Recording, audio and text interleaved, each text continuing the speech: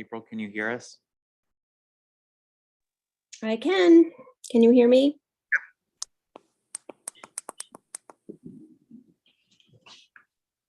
Are we ready to call the meeting? Okay.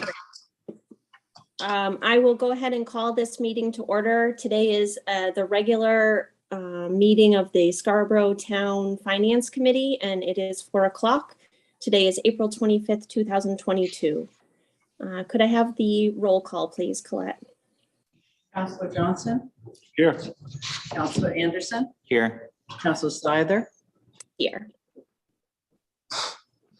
Agenda item 3 is approval of the minutes from the April 19th, 2022 meeting. Do I have a motion?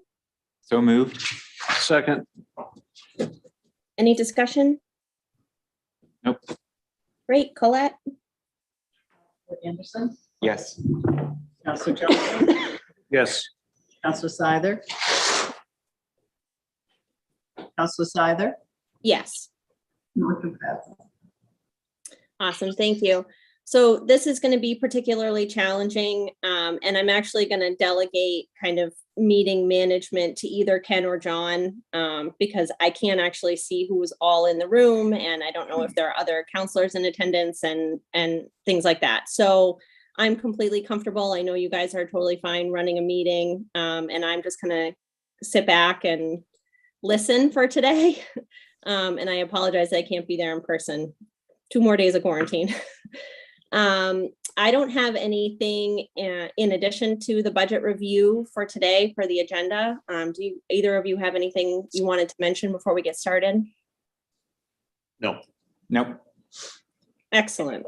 So I will turn it over to those of you in the room, and I will raise my hand if I need to say something. Great. Go ahead, John. Sure. All right. So today we're going to be reviewing the general government budget, starting with information systems, followed by finance, assessing, planning, human resources and welfare, and executive. And so I think we're ready to start. Yep. So I am Jen Day. I'm the director of IT. I'm going to apologize up front because my allergies are kicking in full bore, so having some issues. But just to give you an overview of the IT department, so slide, Liam. We are a little unique as compared to the other departments that you've heard from. We are a shared services department, meaning that the town and school both share our staff and our infrastructure and some of the applications that we service. So we have about 10 staff people that service approximately 3,800 employees and students across 18 locations. We maintain about 16,000 devices. Those are kind of the primary devices. There's of course many other peripheral devices that we maintain. We respond to about 4,500 help desk tickets annually, and those can range anywhere from a password reset to a full board project. And we can talk about that in a minute. I think it's important to note here that we have, with the number of staff people we have versus the number of employees and students that we service, we have a ratio of about 1 staff person to 380 end users. Industry standards in a complex environment such as ours are normally 1 to 45. So we service quite a few people. Our department is really broken out into kind of 4 key areas. The first is the infrastructure piece. So we service, we manage, maintain, oversee all of the infrastructure town-wide. So that includes dark fiber, fiber connectivity, routers, servers, switches, anything on the back end. The second area is we oversee all of the end user devices. So that would be desktops, laptops, tablets, projectors, telephones, web cameras, anything that really is in an end user, the end user's hands. Third is really the operational, kind of the back end operational applications. So we oversee, manage, maintain, configure the operational software for, say, Munis, which is the financial core system for both the town and school, the public safety core system, which is IMC currently, CityWorks, which is the public works, core system. So we have a hand in all of that. And then the fourth area is cybersecurity. So we are responsible for sort of staying up to date on, the threat landscape, looking into the latest and greatest vulnerabilities, making sure that our systems are protected. We have appropriate firewalls, filters, et cetera, in place. And then we do a training, a portion of training with the staff. One thing that I wanted to point out too is that over the past couple of years, we have seen an increase of end user devices that we manage by about 40%. So as we have gone remote and we've had to deploy out more laptops, tablets, et cetera, we actually decreased our staff by 2 people, so 20%. So that's been a challenge, and it's definitely worn on the staff. So I'll move right into budget drivers. And we've already talked about the fact that we're shared service. So this is a little different than I've presented in past years. I probably should also, full disclosure. So I worked here for 8 years, from 2012 to 2018 as director of IT. I left and went someplace else, and then I just came back in September. So I'm part of the recycling program at the town.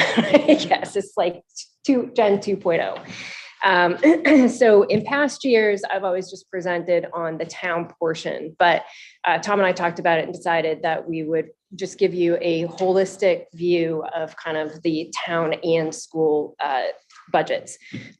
So what you see here reflects the overall increase over the town and school budget combined. So that's about a $288,000 increase, or 15% increase over last year's combined budgets. To kind of go through some of the drivers. So I did it a little differently. I'm always the outlier. Doesn't look right. Okay, well, you can't really see all of the drivers, but I'll just go kind of around the pie chart. So if you look at the two, munis and licensing, I would kind of clump together. Together, those represent almost 40% of the overall increase, which isn't really a surprise because when you look at the combined budget, software is roughly 42% of our entire budget, software maintenance and licensing fees. So just to kind of explain, munis increased this year because we migrated to the cloud. We had to do this for a couple of reasons. Number one, we were notified that our on-premises version, so we used to host it internally on servers that we had in-house. The on-prem version of Munis is scheduled to be sunset October of 2023. So we knew going into it for a couple of years that we were going to have to migrate out. The pandemic kind of just really expedited that. Because we needed people to not have to be on our network in order to access Munis. It is our financial core system for both the town and school. So that sort of expedited things. And what that's done for us, it does show as a sizable increase because we had to pay those fees up front. But in the long term, you're probably going to see a decrease in the overall maintenance costs. By moving it out to the cloud, we have far less maintenance of servers and switches and everything else on site. The personnel that it took to update it all the time and maintain it. And then it gives us added redundancy and backup, disaster recovery, business continuity capabilities, because they are maintaining our backups in the cloud. And if we had some kind of disaster that we needed to recover from, we can automatically recover from those backups. They will assist us with that. Part of that too is licensing. So the licensing piece of this, the reason why there's an increase really has a lot to do with our remote capability. So over the past couple of years, as everybody has had to, we've had to try to migrate a lot of our processes and services remote, which means that we see more in Zoom licensing. We see more we've got Splashtop, for example. Splashtop is an application that we use on the school side to be able to log in remotely and assist end users and fix their machines. Google, Adobe for remote digital signatures. As you all know, we implemented Board Docs this year. Board Docs is a secure portal that allows councils, committees, boards to not only store all of their documents securely, but also access them anywhere, anytime, and then communicate within the portal. So that kind of encompasses the licensing increases that we see there. The other piece of the pie, which is about 10%, is just sort of routine costs. Anytime when you have a budget that is 42% software, you're going to see that other part go up. That's routine software increases, which, normally we try to negotiate caps in anywhere from 3 to 5%, but there are some vendors that won't negotiate a cap. So you could see software increases as high as 15%, not normal, but in a pandemic year, sometimes you do see that. So that's that piece of the pie. And then just routine salary increases. And of course, as you've heard from everybody, fuel costs have gone up. So that's kind of represented in that piece of the pie. Training is not a big increase, but essentially what happened was during the pandemic, we rolled our training back. We're finding that we need to increase that training line because we have migrated Munis to the cloud, that we're unfamiliar. We're familiar with Munis, but in terms of operating it in the cloud, we do need some training for that. We are the administrators for Google and Zoom and a lot of those operational applications. So it's always good to stay current with that. And then cybersecurity is another piece of it. I'm kind of a stickler for cybersecurity coming out of the financial industry. So I like to make sure that our folks are always aware of what the threat landscape is, what are the newest vulnerabilities, what are the newest ways that we can mitigate those vulnerabilities. And then kind of moving over, we've already covered licensing. So device replacement. This is, you'll see a 13% increase, and this is actually wholly contained within the school budget. And the purpose of this piece of the pie is to provide funding for replacing and repairing those student devices. In the past, if I had a daughter in the Scarborough school system, and you always paid $10 to $60, depending on the device and the phase level in laptop fees. And those laptop fees routinely in the past went into a fund that went to pay for routine maintenance and repair of devices that were out of warranty or out of service. During the pandemic, we froze the laptop fees for families. And because of that, and because we had all of the devices K-12 going home, we saw an increase in damage. So last year we had about $30,000 in damages K-12. We will probably hit about 25,000 this year. It's a little less because we're seeing and the younger grades are not taking the devices home, so we're not seeing the damage there. So right now, where we are at this point in time, we need that funding to sort of to take care of the devices that we have on the shelf right now that are damaged and need to be replaced and or repaired. Moving forward, our plan is we normally didn't purchase any devices without accidental damage protection, which would take care of any kind of damage or loss of device for 2 to 3 years. During the pandemic, my understanding was that the supply chain had dried up to the point where we just were sort of taking what we could get. So moving forward, we won't be purchasing anything without that ADP coverage. We will be rewriting all of the documentation, the laptop documentation, so that there is more accountability on the students to take care of their devices and actually pay for damage. And we will be looking at opting back into the Maine Learning Technology Initiative, which we had opted out of, but we're going to opt back into that. Those devices are provided with ADP. Continuing around the pie, so department requests, we are seeing an increase. Again, this really is driven primarily by remote access requirements. So a lot of the requests are tablets, laptops, either replacements or new, to provide staff with adequate and secure remote access. And there is a software request in there just to meet regular requirements for GASB 87. And then we have fiber costs. So our fiber costs have gone up 12%. There's two pieces to that, two key drivers. Number one is we have put security enhancements in place for distributed denial of service attacks, so DDoS attacks. We did have several DDoS attacks in the fall that significantly impacted our network. So we decided it's time, we've got to put this mitigation in place. It's not inexpensive, but we're a shared service, so we ride the same backbone. If a DDoS attack takes down any part of our network, we are at risk with things like public safety. So we can't have that. So we did put that mitigation in place.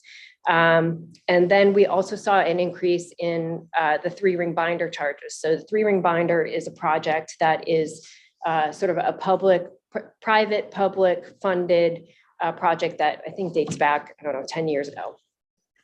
And it was driven by, I believe, the state of Maine. And it was really a project to try to provide high-speed internet service to underserviced areas of Maine. So out at our North Scarborough fire barn, we have the 3-ring binder providing internet service to there. It's still less expensive than it would be for us to try to run dedicated fiber out to that location. But they have increased their costs. And then last but not least, we have websites. Websites have increased 14%. We did overhaul both the town website and the school website, and we overhauled the school intranet. And really, this was just to provide better organization, better service. And if you flip to the next slide, it was really driven by responding to community needs. So what came out of the community survey for us in terms of the website was people were frustrated with the navigation on the old site.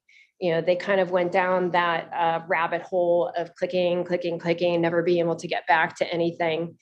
They couldn't find anything. They got very frustrated in the old site. If you remember, you could type something into the search box and you might get nothing, and you might get 55,000 answers that had nothing to do with the original question that you asked. What we did when we overhauled it was we put in much more sophisticated search capabilities. So everything's meta tagged on the back end.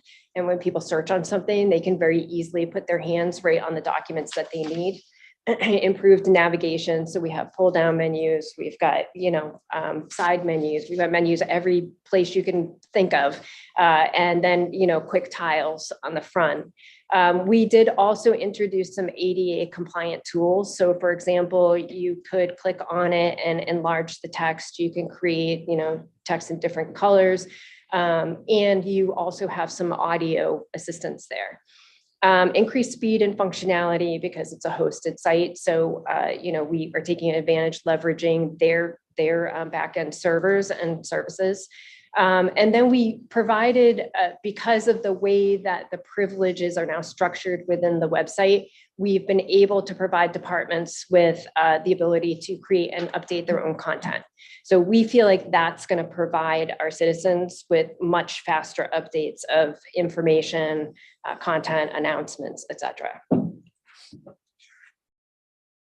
New initiatives for us. So public safety core system, we have been notified that sometime in the near future, the vendor that provides that core system is going to stop developing the system enhancements, which means for us, whether or not we want to use the word sunset, we figure we have about 2 years. So the process that we're going through right now is we brought together various representatives from our public safety department and others that we work with.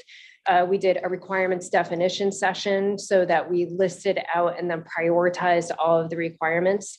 We now are going to take that list and do a vendor match to go out and vet this with other vendors and other solutions. And then hopefully we'll kind of move into the next phase of the project, which would be to view demos of a new system and do our due diligence. Again, this is several years down the road, but it probably would take us several years to migrate. We've been on our current core system for a very long time. 15, do you know how long, Tom? Since I've been here, at least 15 or 13. 20, yeah. I think it's 15 or 20 years. So we probably were looking at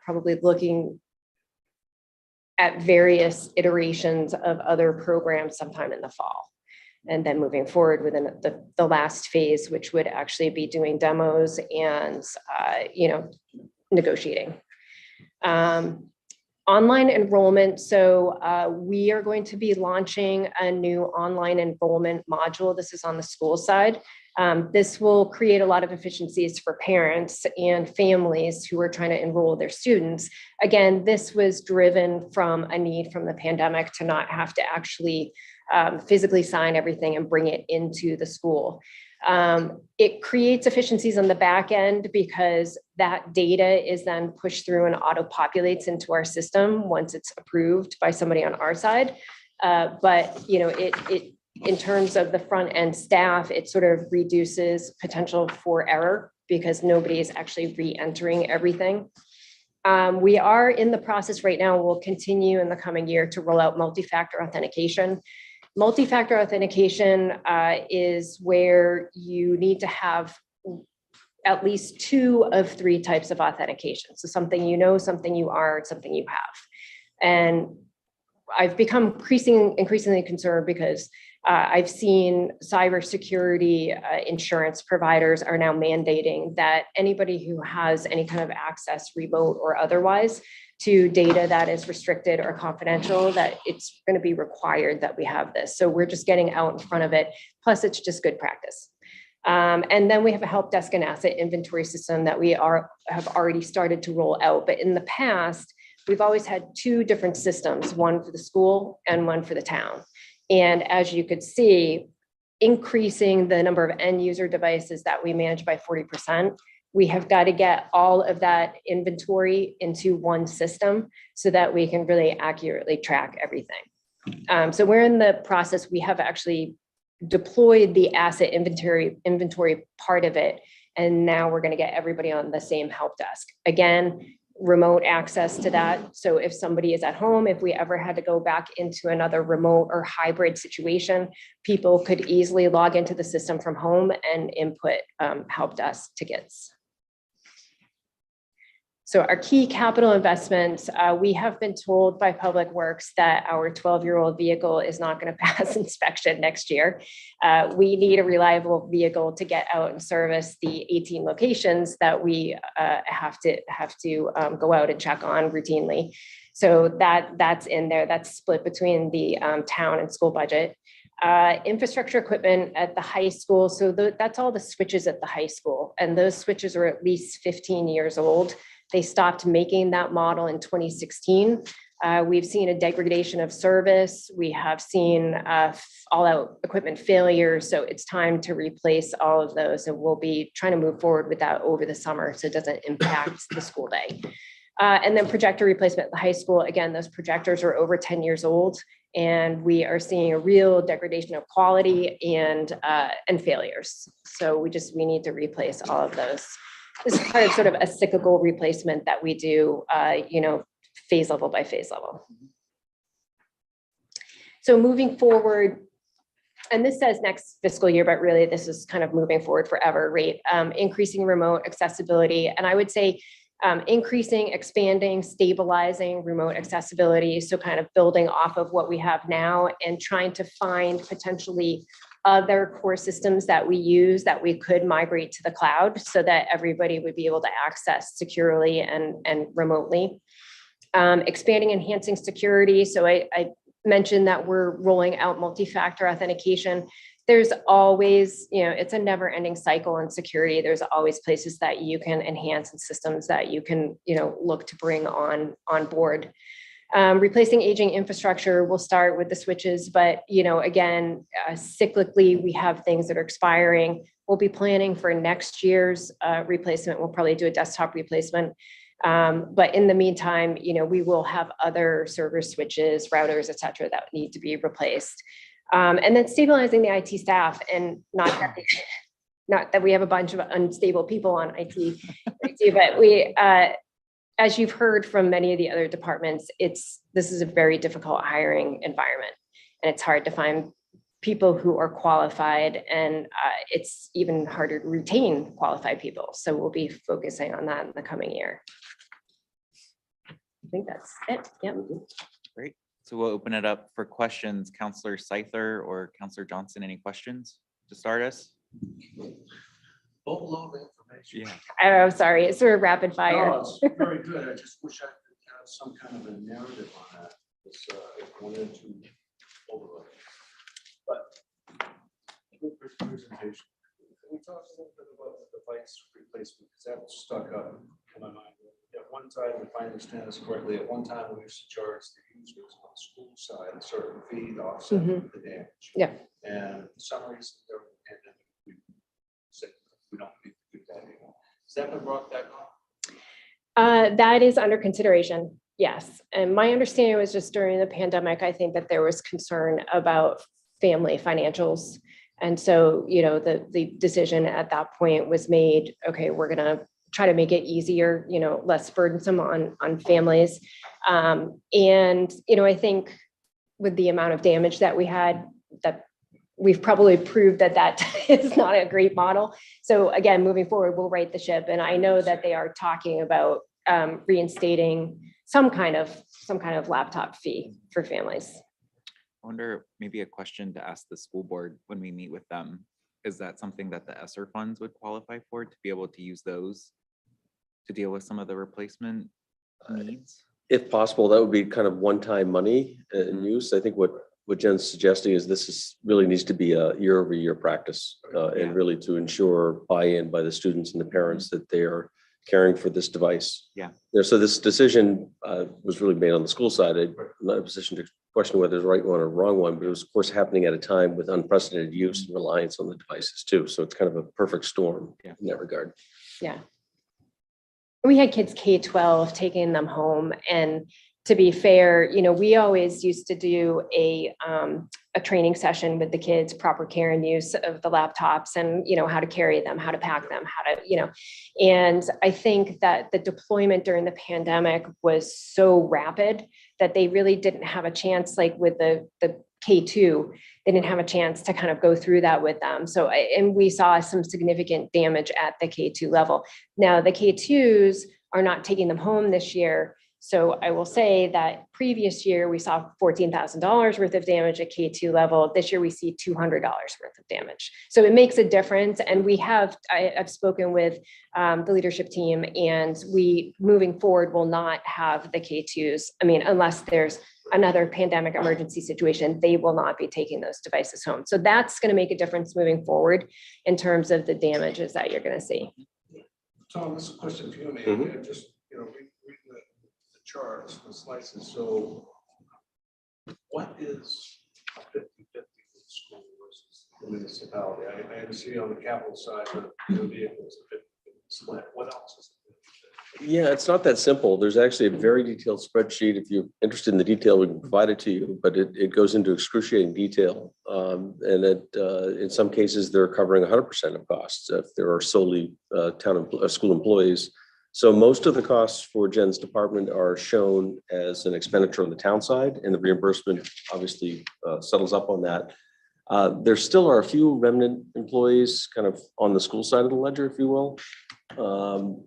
More the tech integrators and those sorts of folks, but the lion's share of the expense for the IT shared department is shown. So Jen is a town employee, not school, so on and so forth. And again, we're pleased to show you that backup spreadsheet that goes into the painstaking detail. So it's not always 50-50. Yeah, and I pointed out the vehicle as being 50-50 because I think that's the only, I guess I can't back up too.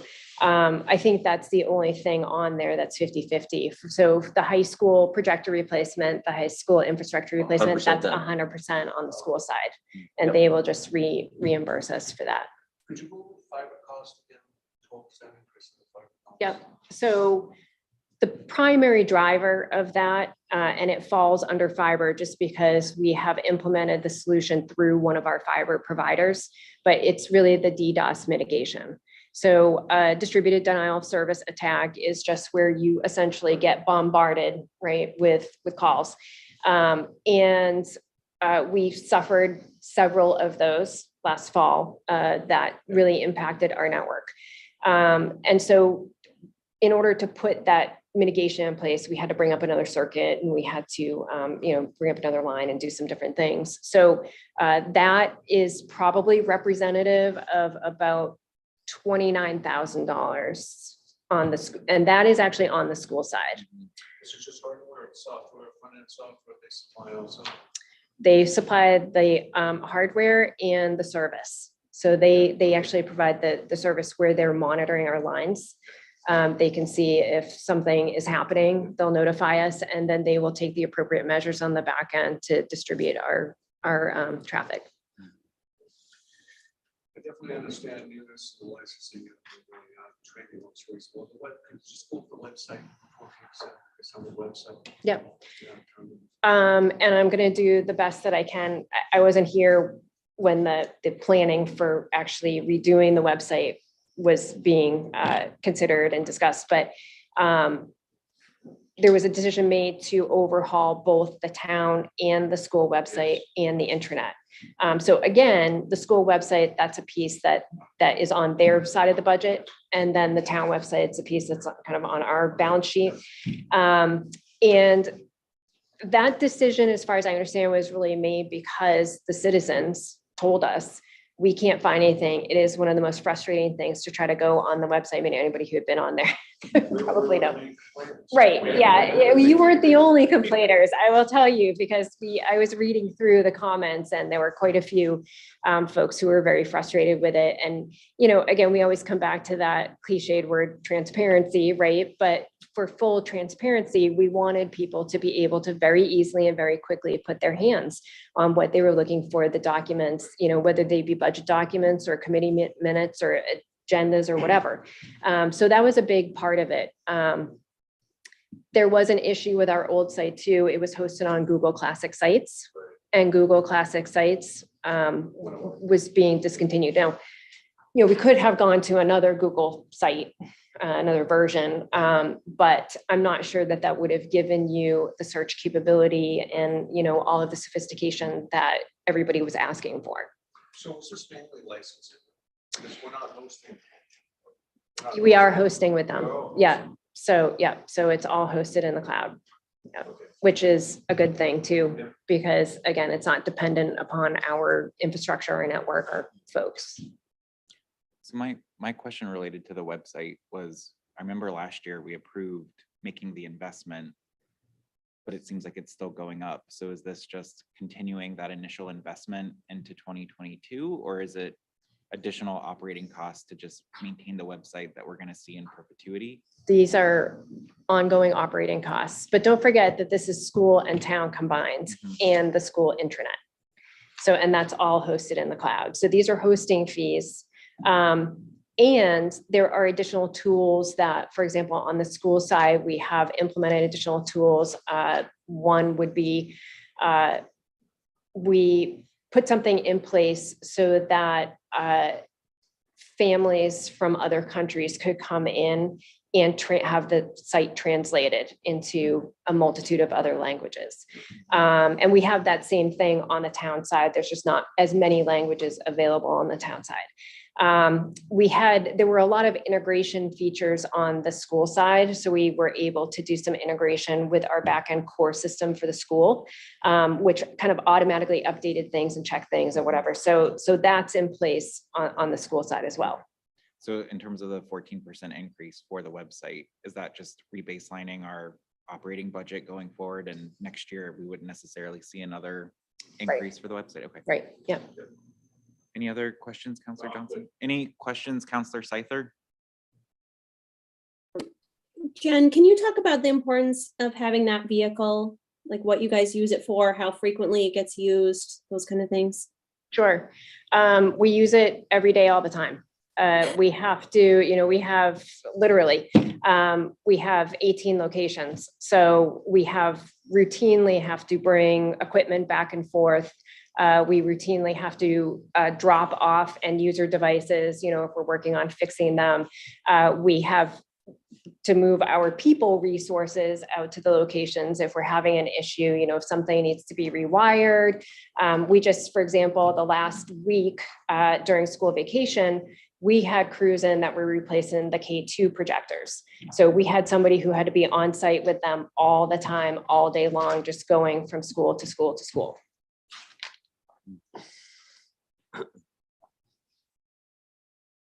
Did that answer?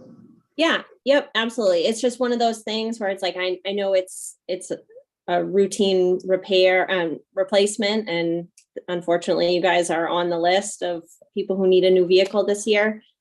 On its face, it seems like maybe you could use your personal car and we could pay mileage, but if you are using it every day to go to that many sites, it sounds like maybe this is something that, we need to reinvest in. Well, and I will tell you that with the vehicles that we have, we still use our personal cars. There aren't enough vehicles. I never take a town car. I always leave it for the staff. I always drive my personal vehicle. Great, thank you. I just have two questions, and they might be more for Tom and Liam.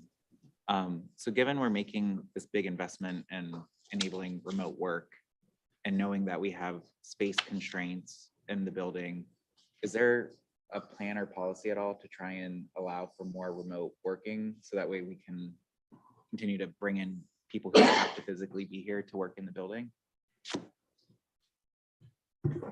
So I guess how I'd try to answer that is, certainly with COVID, we did send a lot of employees remote, and some of them really enjoyed that and thrived in that. And for those employees, we've really kept them in kind of a hybrid work capacity.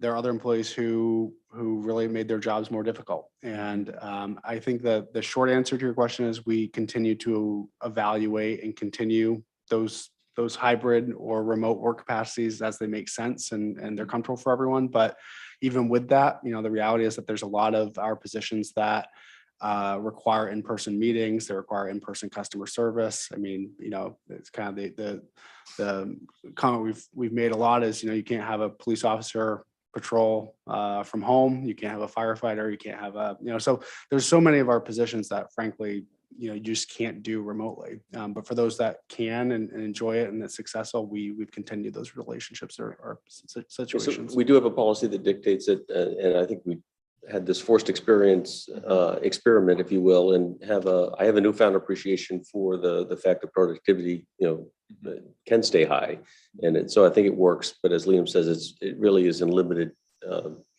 opportunities, if you will. Yeah. So just a follow up to that. And again, it's probably more HR related, and I was going to save it for my HR part of the discussion, but I think Jen, you kind of touched on it with retention and stabilizing your workforce. I know IT in particular, that's an area of work where I think those people are being picked and offered new jobs all the time. So my question is just more given that challenge, in addition to the great survey results we got about the appreciation of the town staff, I didn't really see anything in the budget that indicated any major investments we're making in engagement or retention. And again, it might be baked in there and just not qualified, but I'm just curious to know what we're doing for retention for town staff.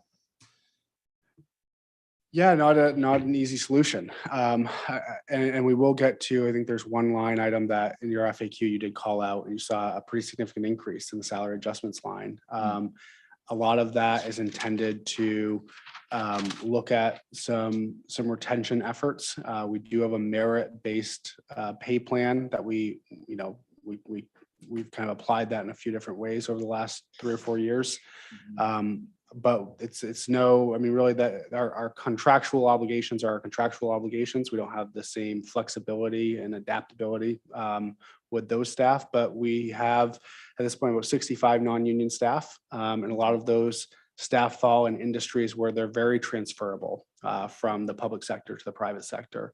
And we haven't formulated our plan yet, but there's adequate resources in there, I think, to look at individuals who are really key staff to retain. And we've been holding on so far.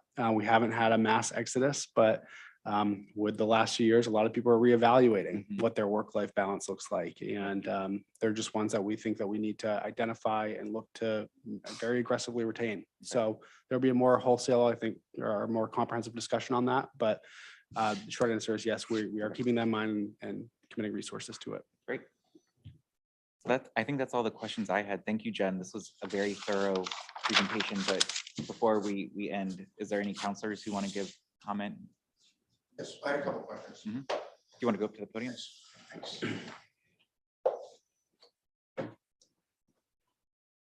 Well, first of all, I want to say thanks for coming back to service in Scarborough. So, timing is everything, they say. So, but thanks for coming back and thanks for helping us through this time. You've done a terrific job, I think, in terms of making the website more accessible and more useful as a tool. That said, I think we still have a long way to go, but that's very promising. And the feedback has been great. And I think we have as a result, a much better educated and informed public, which brings all sorts of additional benefits to us as elected officials. I did want to ask you a couple questions. There are some things that stick in my mind a little bit. Well, one is the vehicle thing, the idea of having assigned vehicles by departments. I mean, have we ever considered using pool vehicles or, with the exception of police and fire, we don't want people, taking a ladder truck on loan, but have we ever done this? Have we ever kind of rolled up one category and said we spend XYZ million on vehicles and which ones are assigned by position and which ones are assigned by department? And isn't there some other way to do this as an expense category? That's a question for Tom. Yeah, I mean, many of our vehicles, you mentioned ladder truck, that's kind of the extreme example, but even public works, they're specialized. And so I don't think there are too many cases where a pooled vehicle, would serve more than a couple different departments. Perhaps code and IT are the ones that come to mind because they're more passengers, more off the factory floor, if you will, not custom, if you will. But as was mentioned, and I think you'll hear from Jay as well, it's not that they have more vehicles than they need. Those vehicles are on the road probably 6 to 7 hours a day. So I think it's a matter of availability. The concept's interesting, but I'm not sure if it's going to save us in numbers of vehicles in our fleet. It's just how we deploy them. It's probably for another day, but it might make sense for us in another time, building on Chairperson Seither's question about pool vehicles. I did have a couple of questions, Jen, for you. You mentioned a ratio of 1 to 380.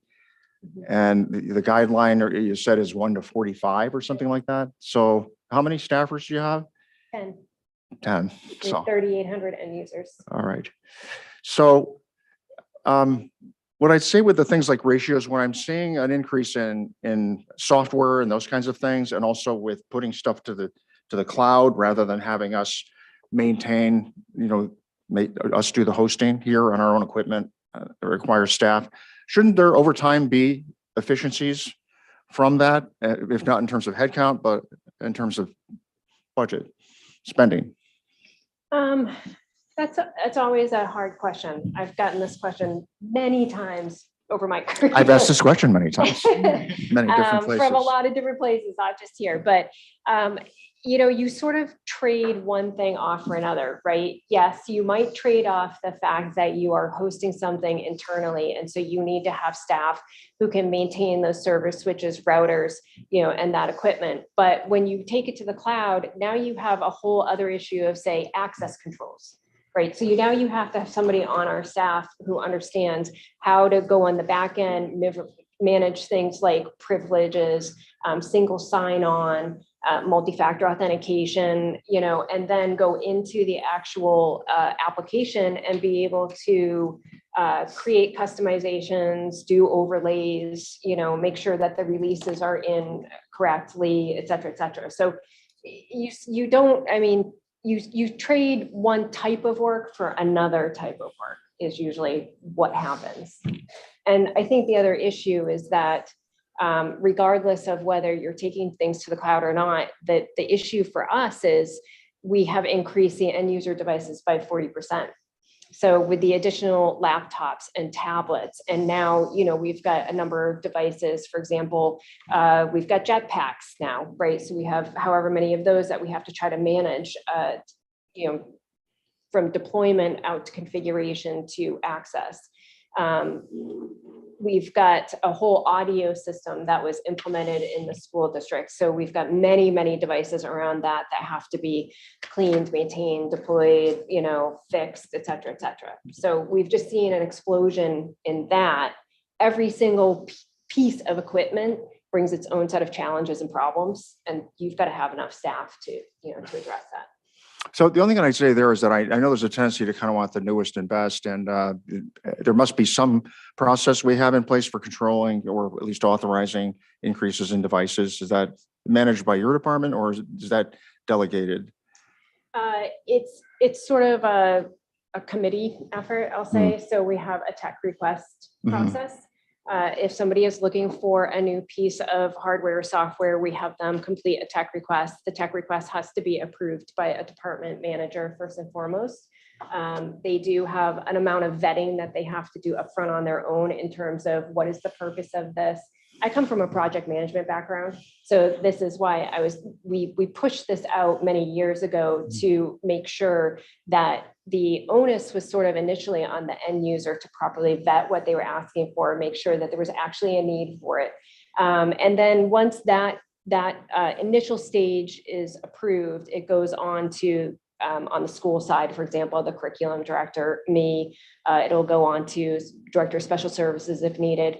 We take, from a technology perspective, we vet that on the back end to make sure that it's compatible with our systems, that it really is needed. I then go through a whole process of reviewing privacy policies, terms of service, indemnification, cybersecurity, all of that. And then once it's approved by curriculum, yes, this person actually needs it, and it's going to be a useful tool. Then we kind of go through to implementation. So it does go through quite a lengthy process. Sounds like it. So, and I will say I've probably had 40 requests this year, and about half of those have been approved. okay, great. And ultimately, those costs go back to the department, or they reside in your department?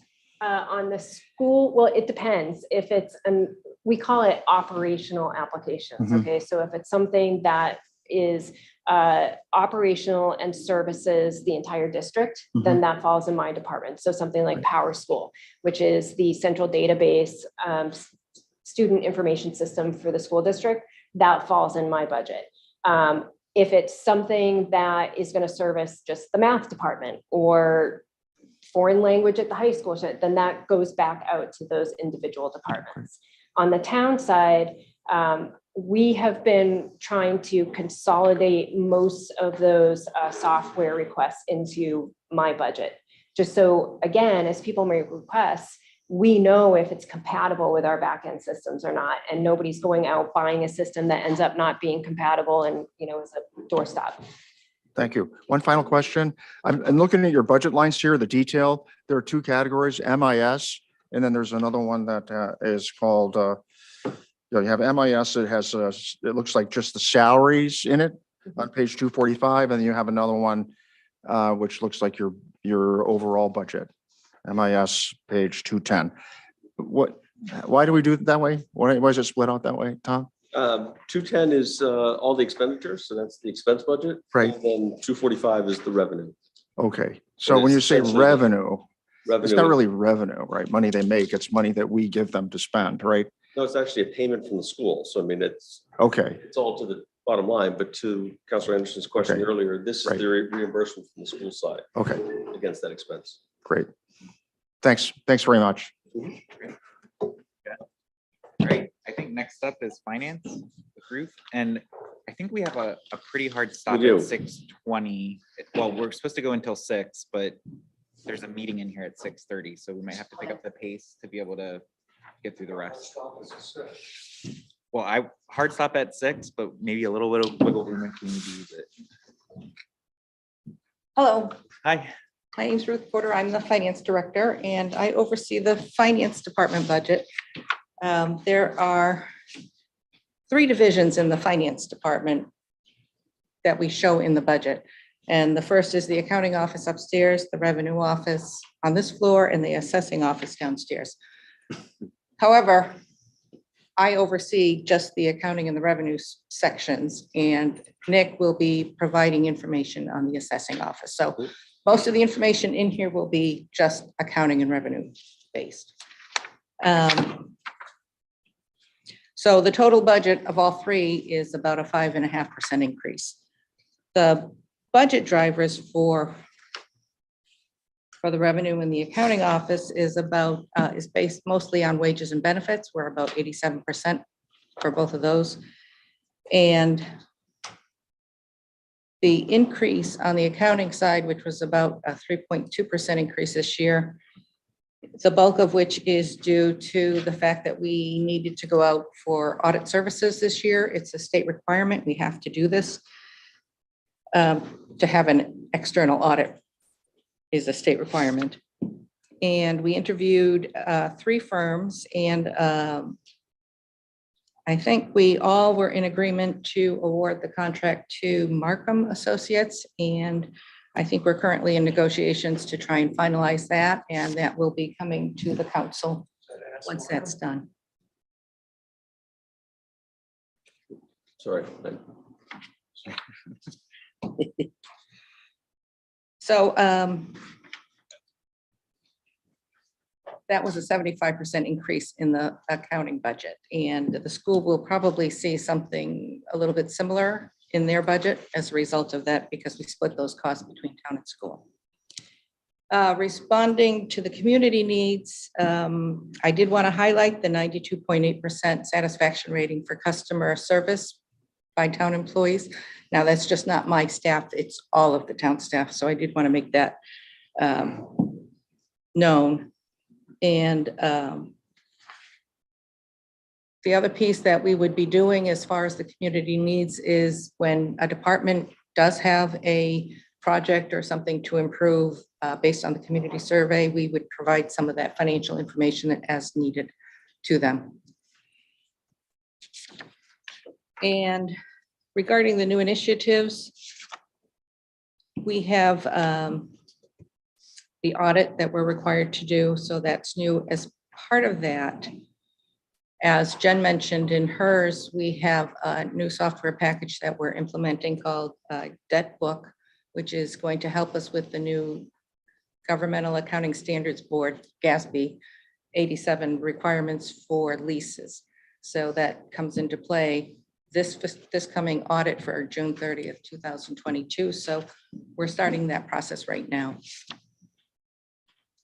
And also, Community Services has been accepting online payments for a number of years, and their third-party vendor would not allow us to charge those convenience fees to the customer. We right now charge them here when people come in to register their vehicle or whatever. We can pass those fees on, but their vendor would not allow them to do that. They have a new vendor coming on in September, I believe was the date, and that vendor will allow us to. So those convenience fee costs were showing up in the finance department budget under revenue. So we're showing a decrease for the coming year of about half. What used to be about 25,000, we're dropping it down to 12,000. Hopefully next year it will just go away. And so there will be more savings there. So that takes care of that. And then under budget notes, overall between the accounting and the revenue, we're seeing a 2.2% increase. The 3.2 is, as I said before, is mostly driven by the new audit.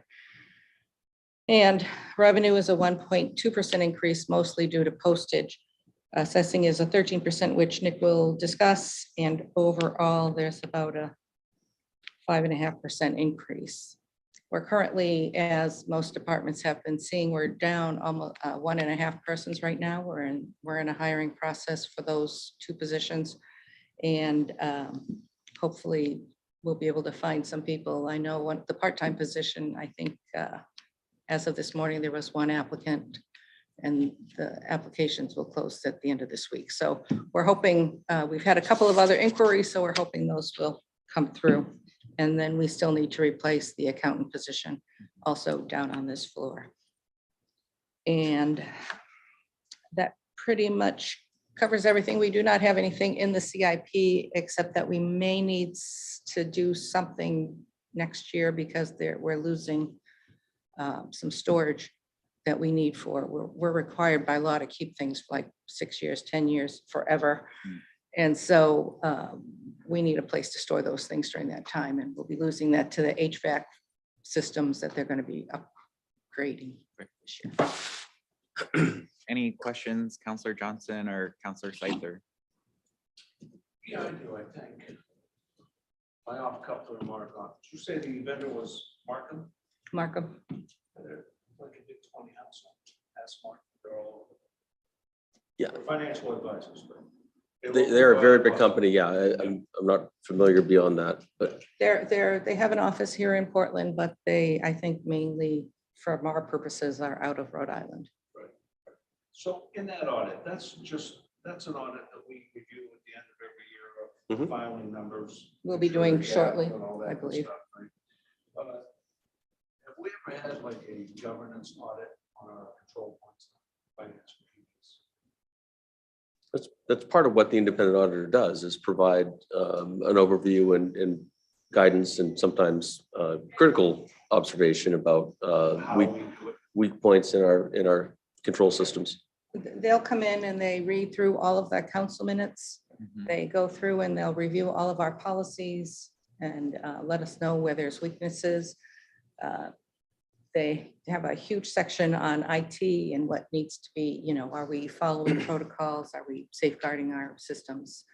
Things of that nature. And then they actually look at, the detail. They'll pull a couple of employees and look at their records. Did we complete all the data? Did we miss something? Same with purchase orders, receipts, all of those types of things. And then they take a look at the numbers we provide to them. You mentioned new software. Well, where was that in the budget? So we're upgrading our software to make it more government related. Oh, yes, the GASB 87. GASB. That was one, as Jen mentioned, those were one of the things that as we go through the budget process, if we want new hardware or software, we put in a request to the IT department. They'll come back and say, essentially, what do you need it for? Give us some information. And so we go back and forth, and we did quite an extensive on this debt book program so that we could, it's not something, if it was something that our current software could provide, we could use that, but it doesn't, and it provides, without it, there's a lot of manual work, would take up a lot of hours on. And that's what I mean about governance control points. I work for a bank and we're scrutinized all the time. There are no man. Sometimes people used to bring spreadsheets home while they're watching the football game and adjust numbers and bring it back to the office. That's frowned upon. So we don't have anything like that going on. We Manual. do use a lot of spreadsheets. A lot of them are downloadable from our current software, so it's not like we're manually entering things. We do quite a bit during the audit manually currently, but that might change with the new vendor that we're using. Those are the control points I'm interested in. The auditor actually looking at. I can see auditing the actual numbers, but how to get to the numbers is pretty critical. Tom, you said that's being done. It's years past, right? Yes, and keep in mind, this is an independent audit. So the councils, and this matter will come before you to appoint Markham as our official auditor as soon as your next meeting, perhaps, if we get the contract done. So they work for the council. We're there to help support, open our books, show them what we've done and how we've done it. But their report is to you and to the citizens, not to us. So I can ask you this question. Yes. Since I've been on the council, we always talk about having some type of modeling software to help us with our finance, looking at projections. Would that? Counselor Johnson, your microphone's not on when you're speaking. Thank you Thank for you. telling me. Any kind of modeling software has been on the horizon, I think, for the town for quite a while. Is there, given it any thought about pulling that into the budget, maybe using some of the TIF funds to fund that? We certainly have had that conversation on and off through the years. We've done a fair amount of modeling kind of within our own capabilities, if you will. We don't have any specialized software. I'm interested in that conversation. I think I'd want to know more about what we're looking to model, and then we can search to see if there's a product that would help us do that. Okay, so when's the best time in this process to have that conversation? During the SIP? During the, With all due respect, it's probably too late to have that thorough, thoughtful discussion for this budget. I'm anticipating there might be a need for a fairly thorough discussion around what those needs are and what our opportunities are to fill those needs. I'd suggest we do that at a future finance committee meeting, because I know at one point that question did come up. We started it, then it went back down, then it comes back up. And So that's it's why I probably was something that asking. we just need to follow through on Right, as a right. finance committee to say, what are our requirements? What do we need? What are we looking for? I think COVID probably put a little bit of a Mhm. stop to that too. Yeah, And staffing issues that have come up since then. Depending on what you're thinking of, I suspect there may not be huge cost involved. So again, I think we need to have a very clear discussion, a clear understanding of what we're looking to accomplish. no, I agree. I think John hit it nail on the head. It comes up and then it goes away because we get, either sidetracked or other business comes about. So Mhm. maybe we need, through the finance committee, have a serious discussion and then maybe an action on it for the next budget or Yep. something, right? I'm good. Thank you, Ruth. Counselor Scyther, any questions? Nope. I don't have any questions either. Thank you, Ruth. Any questions out in the audience? Nope. Okay, then next up is assessing.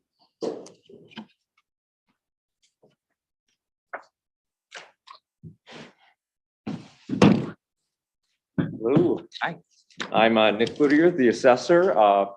To save some time, I may not go into what assessors do, but that's all on the website on the assessing page if anyone needs a refresher on that.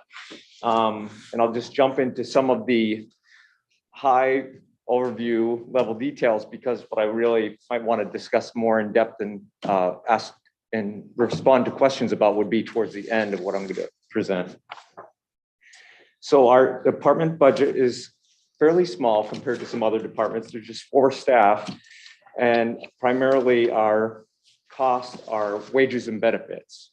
Only 6% of annual costs that are reoccurring are not wages and benefits. So there may in a given year be things in addition to that 6%, like there are in this budget, but the reoccurring annually are kind of minimal, and they're only very necessary things, generally, like we need to pay for the deeds from the registry of deeds of all the transfers of properties, things like that, that we can't go without. And our goals for this year are just to continue to maintain and also improve our service outcomes. The longer we have the same group of staff and are able to educate ourselves in the industry, we translate to better service to the community. That includes, but not limited to, better communication. We've tried to educate the community more with different resources, both at public meetings and on the website, and that's been well received. And another goal would be to prep for the next market update revaluation, which will be performed in-house by assessing staff for the first time. So the budget drivers are, like many other departments, the same normative year-over-year changes, just increases in cost of living adjustments for payroll. And the only thing beyond the revaluation cost that is different this year, I've put in this budget proposal for ergonomic workstations, a request from 3 of my staff, not myself, because we had an evaluation by MMA last year by a professional that came in. And the short fix was just to get people that were necessary, new chairs, but they advised that the long-term solution would be sit-stand desk and a different orientation from the equipment that's built in and permanently at certain heights and locations. It's been there since the early 90s, I believe. And we got that priced out, and that's, you would see in new equipment in my department's line item budget, the majority of that number, which is towards the bottom of the assessing department budget. And then revaluation related costs, I can certainly speak to that more. And there was a budget book exhibit on that, in fact, and we can get to that soon. And I put underneath the implementation and timeline is pending review, because in that said exhibit, I outlined my recommendation to perhaps postpone one additional year to ensure it's done as thoroughly as possible. And there's some other reasoning as why as well. And the cost for that revaluation, which I'll outline in that exhibit, total roughly $41,000. So that's it for that slide. I've already spoken to maintaining and improving service outcomes as a goal, and that speaks to the high ratings for staff service in the community survey. Affordability for town services. Property taxes, probably the thing that people associate most with the assessing department, even though we kindly remind people that the collections office is the one that sends the bills and takes them. They know at the end of the day, we have a lot to do with it too. And the way we involve ourselves in passing along better service to citizens for affordability of services is we do the very best work we can, because the accuracy and the fairness and equity we ensure by doing the best possible job we do means that everyone's paying their fair share, because we're picking up all the new construction and changes year over year.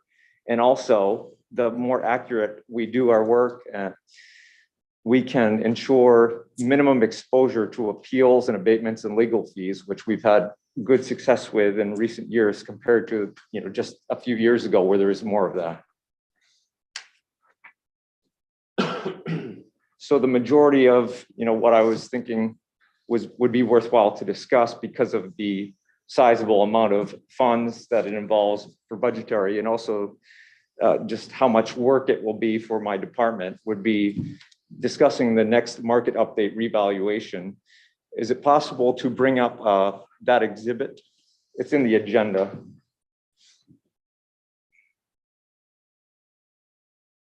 So as Liam brings that up, I'll take full responsibility for, I guess, both things. We've included money to go forward as was, I guess, envisioned maybe a year or so ago to stay on schedule. But I've also encouraged, and I was very interested to hear Nick's argument in terms of why it may be better for us to wait a year to let things settle out a little bit. And he's provided, I think, a very thorough overview of that thinking. So we've kind of had two different competing pieces here, and we're looking for guidance, and maybe it's a full council discussion, frankly. And before I get into this document, as Ruth stated earlier, and you'll see in my department's budget at the very bottom, the proposed increase as written in this budget was 13% increase for my department, which is pretty high compared to some others. And if this revaluation, just 41,000, was removed, that percent would be 2.7% or less increase, which is more normative. Before we start that. Yeah, of course. For the public, and definitely for me. So we do the and I know you're gonna get to your rationale on the way that, we do the in-house, about 41,000. Yep. Versus 720,000 KOT, is that correct? I put that it was 391 because the costs beyond that point were somewhat software related when we implemented going from a Trio software, as it's called, to a Vision software. So those were some additional one-time costs, but at the very least, it's more of a 400,000 versus 41,000. Quite a savings. Yeah.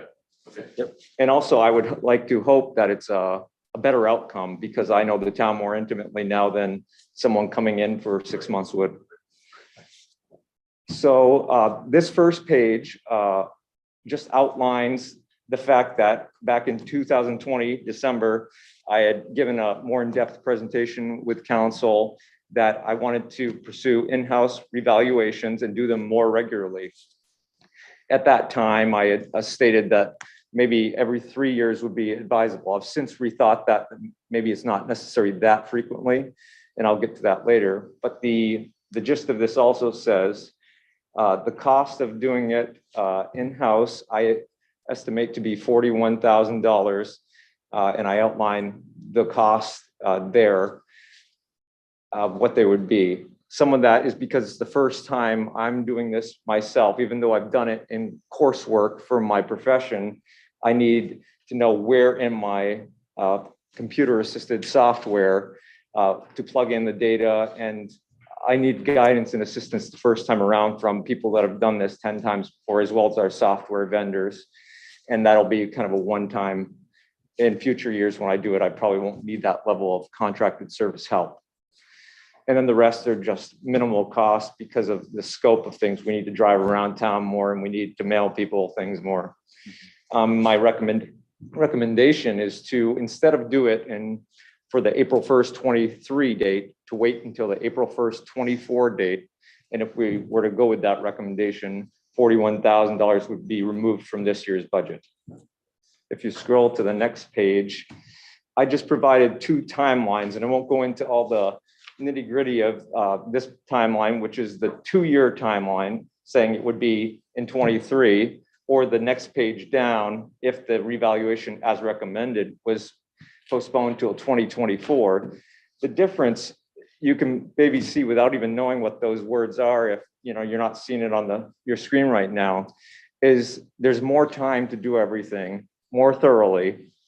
And in that very last year, everything is shifted 3 to 5 months earlier. So if anything unforeseen challenges come up, there's even more time to deal with them. I'm a big proponent of thinking about contingency plans and knowing that you don't know things before you get into a big project. And the more time, the better to undertake such an unpopular but necessary endeavor.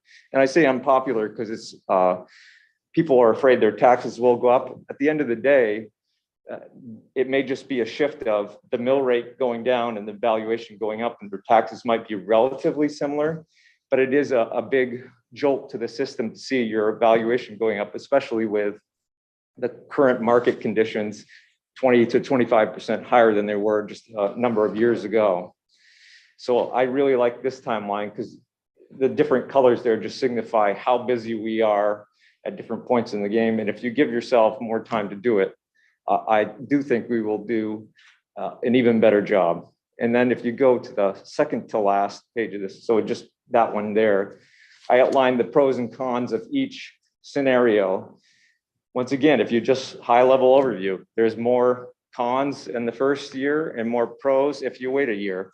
But the biggest takeaway would be giving yourself or myself and my department more time to do it well, more time to educate people well, and do our due diligence, because when it was done last time by KRT Appraisal, the Scarborough assessing staff still had their hands in it and were very busy reviewing. But the one thing they said, if they had been able to do it over again, that they would have done differently, is if we just had 2 or 3 more months, we could have found the errors that we missed and it would have avoided abatements.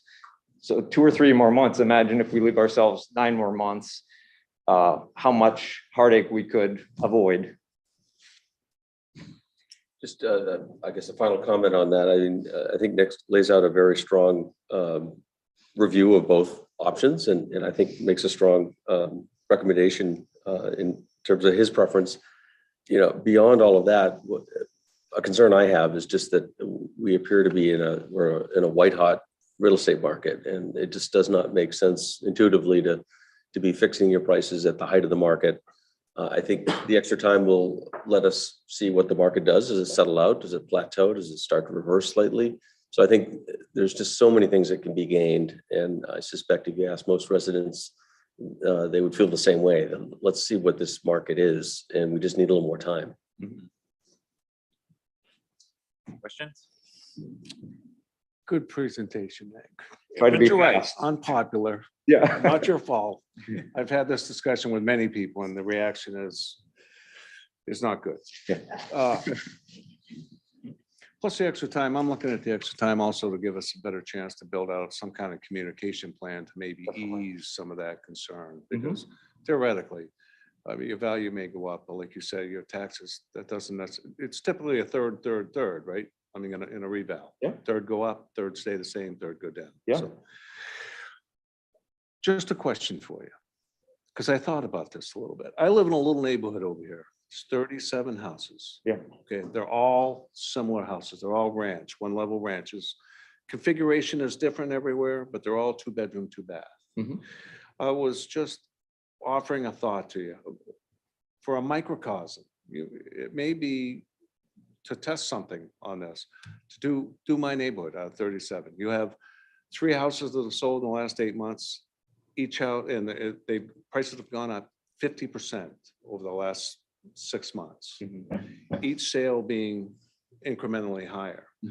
Well, we're all pretty much level set at the last evaluation, right around about the same. It would be interesting to see a little microcosm as a result of this market demand and the rising prices, what that really would mean. It's just food for thought. Maybe it doesn't even make sense, but to me as a layman, it does. Yeah. Take that under advisement if we have the time to do so. I think that would be valuable for people to understand the implications. Right, right. Yeah, we could actually use that as a scenario in our communication package also. Yeah. No, I agree. I think you've done very thorough work. I definitely agree with this needs to be done more often. And the delay, I definitely support the delay when it comes in front of the full council. So thank you for your presentation. Counselor Seither? As a finance committee, do you guys feel like this is something that needs to be vetted through the full council? Or is this a recommendation that when we have the full budget picture and we want to make our budget amendments, we can make this recommendation at that time? My thought was, Nick, you came when I first joined and kind of gave a recommendation, but I don't feel like we ever voted or accepted it. So I feel like it's still an open conversation for us to have to say what makes the most sense and lean on you to give us that recommendation. Same as Counselor Johnson, I would be supportive of waiting another year based on what you outlined. So I think, April, we could save the conversation for May 10th when we do the final adjustments and just make a finance committee recommendation to the full council that we just decrease his budget $41,000 to move it out to the next year. Great. I completely agree. That strategy makes sense to me as well. We're meeting as leadership on Thursday, and Ken, I might suggest you and I, John, just talk about that. I think that's a perfectly fine move. Yeah.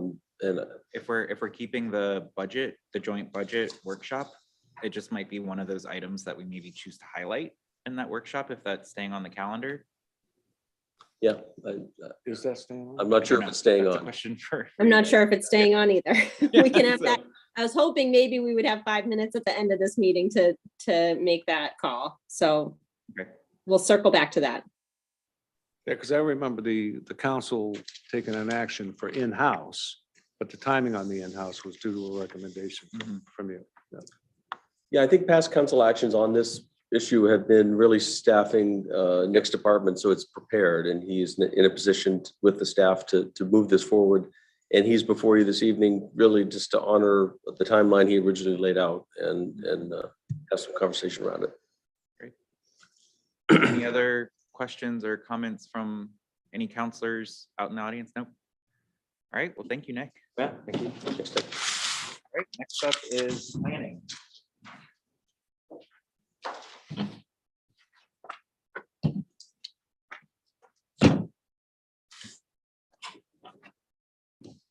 Good afternoon. I'm Jay Chase. I'm the Director of the Planning and Codes Department. Thanks for having us all here this evening.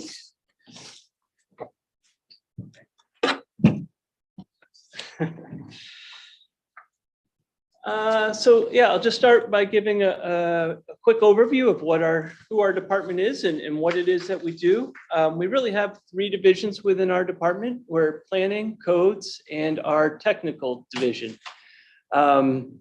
So within I'll start with the codes department. I think that's one that a lot of residents deal with more frequently, in that really we have our zoning administrator, and then we have a number of building code inspectors who go out on site, who issue and review various permits from plumbing, electrical, building, also sit and have conversation with residents, property owners about zoning regulations, floodplain management ordinances, shoreland zoning, and sort of all those complex layers. As just some indication of what the folks in the code division do. Our technical division is really made up of a number of different folks who bring a series of resources to the community, led by our town engineer. We also have an engineer tech, which was a new position that was established at last year's budget through this process.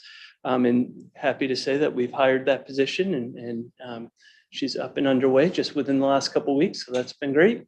Also, we have our GIS coordinator, that's our mapping service, as well as our sustainability coordinator.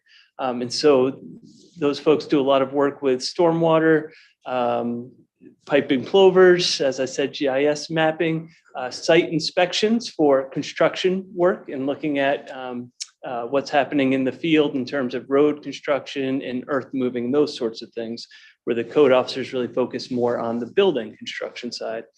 And then we also have the planning, which involves a lot of our development review with commercial development, subdivisions, processes that go through our planning board. So as I sort of said, commercial development, also look at a lot of transportation planning, other land use planning, zoning amendments. So those are some of the highlights of what our department does. We also track and maintain our growth management ordinance, which was a big topic of discussion last year. We provide staffing to numerous boards and committees. And so I think I touched on the highlights. And so really, you know, as I think was just talked about by the two other department heads, our primary sort of annual revenue driver is our wages and benefits. And so really what I'm going to focus on is talking about responding to community needs, and really in our CIP, I think is really where our budget interests are, I would say.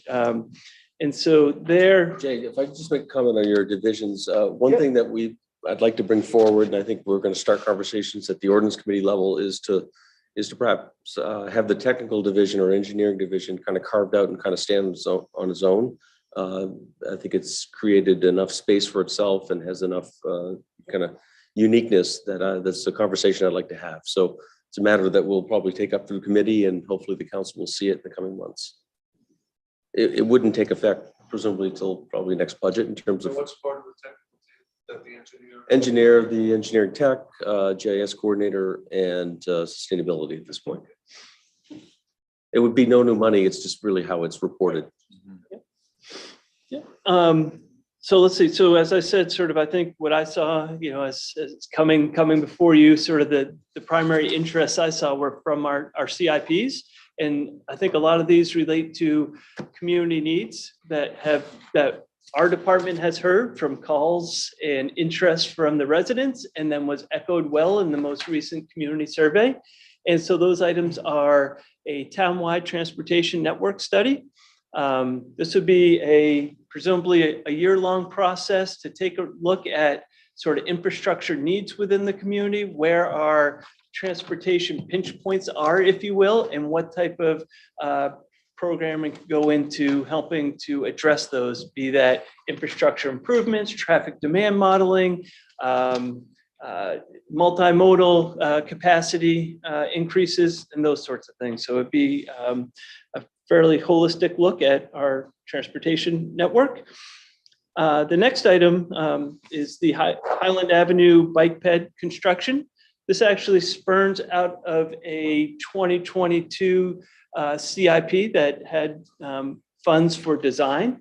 As you may recall, this is a project where we're looking to take advantage of the DOT and PACs are coming through and doing some road work along Highland Avenue. Highland Avenue has long been identified as a heavy corridor, particularly for bikes. It's actually one of our most heavily used.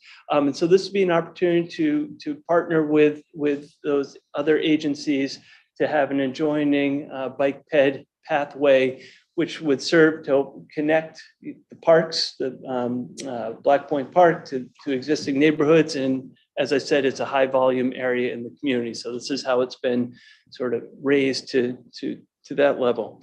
And just uniquely, Highland Avenue, particularly that long stretch that runs parallel to the railroad tracks, if you will, it is a unique section of road in that there is a very clear and obvious area separate and apart from the travel surface for the road.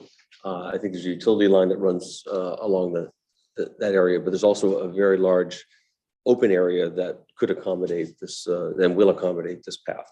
And interestingly enough, I understand from our current Public Works Director that this was something that was envisioned even by the prior Public Works Director. And that is part of the reason for some of the infrastructure that has been done. There's still a lot of work to be done, don't get me wrong, but this has long been on the town's radar. That's that item.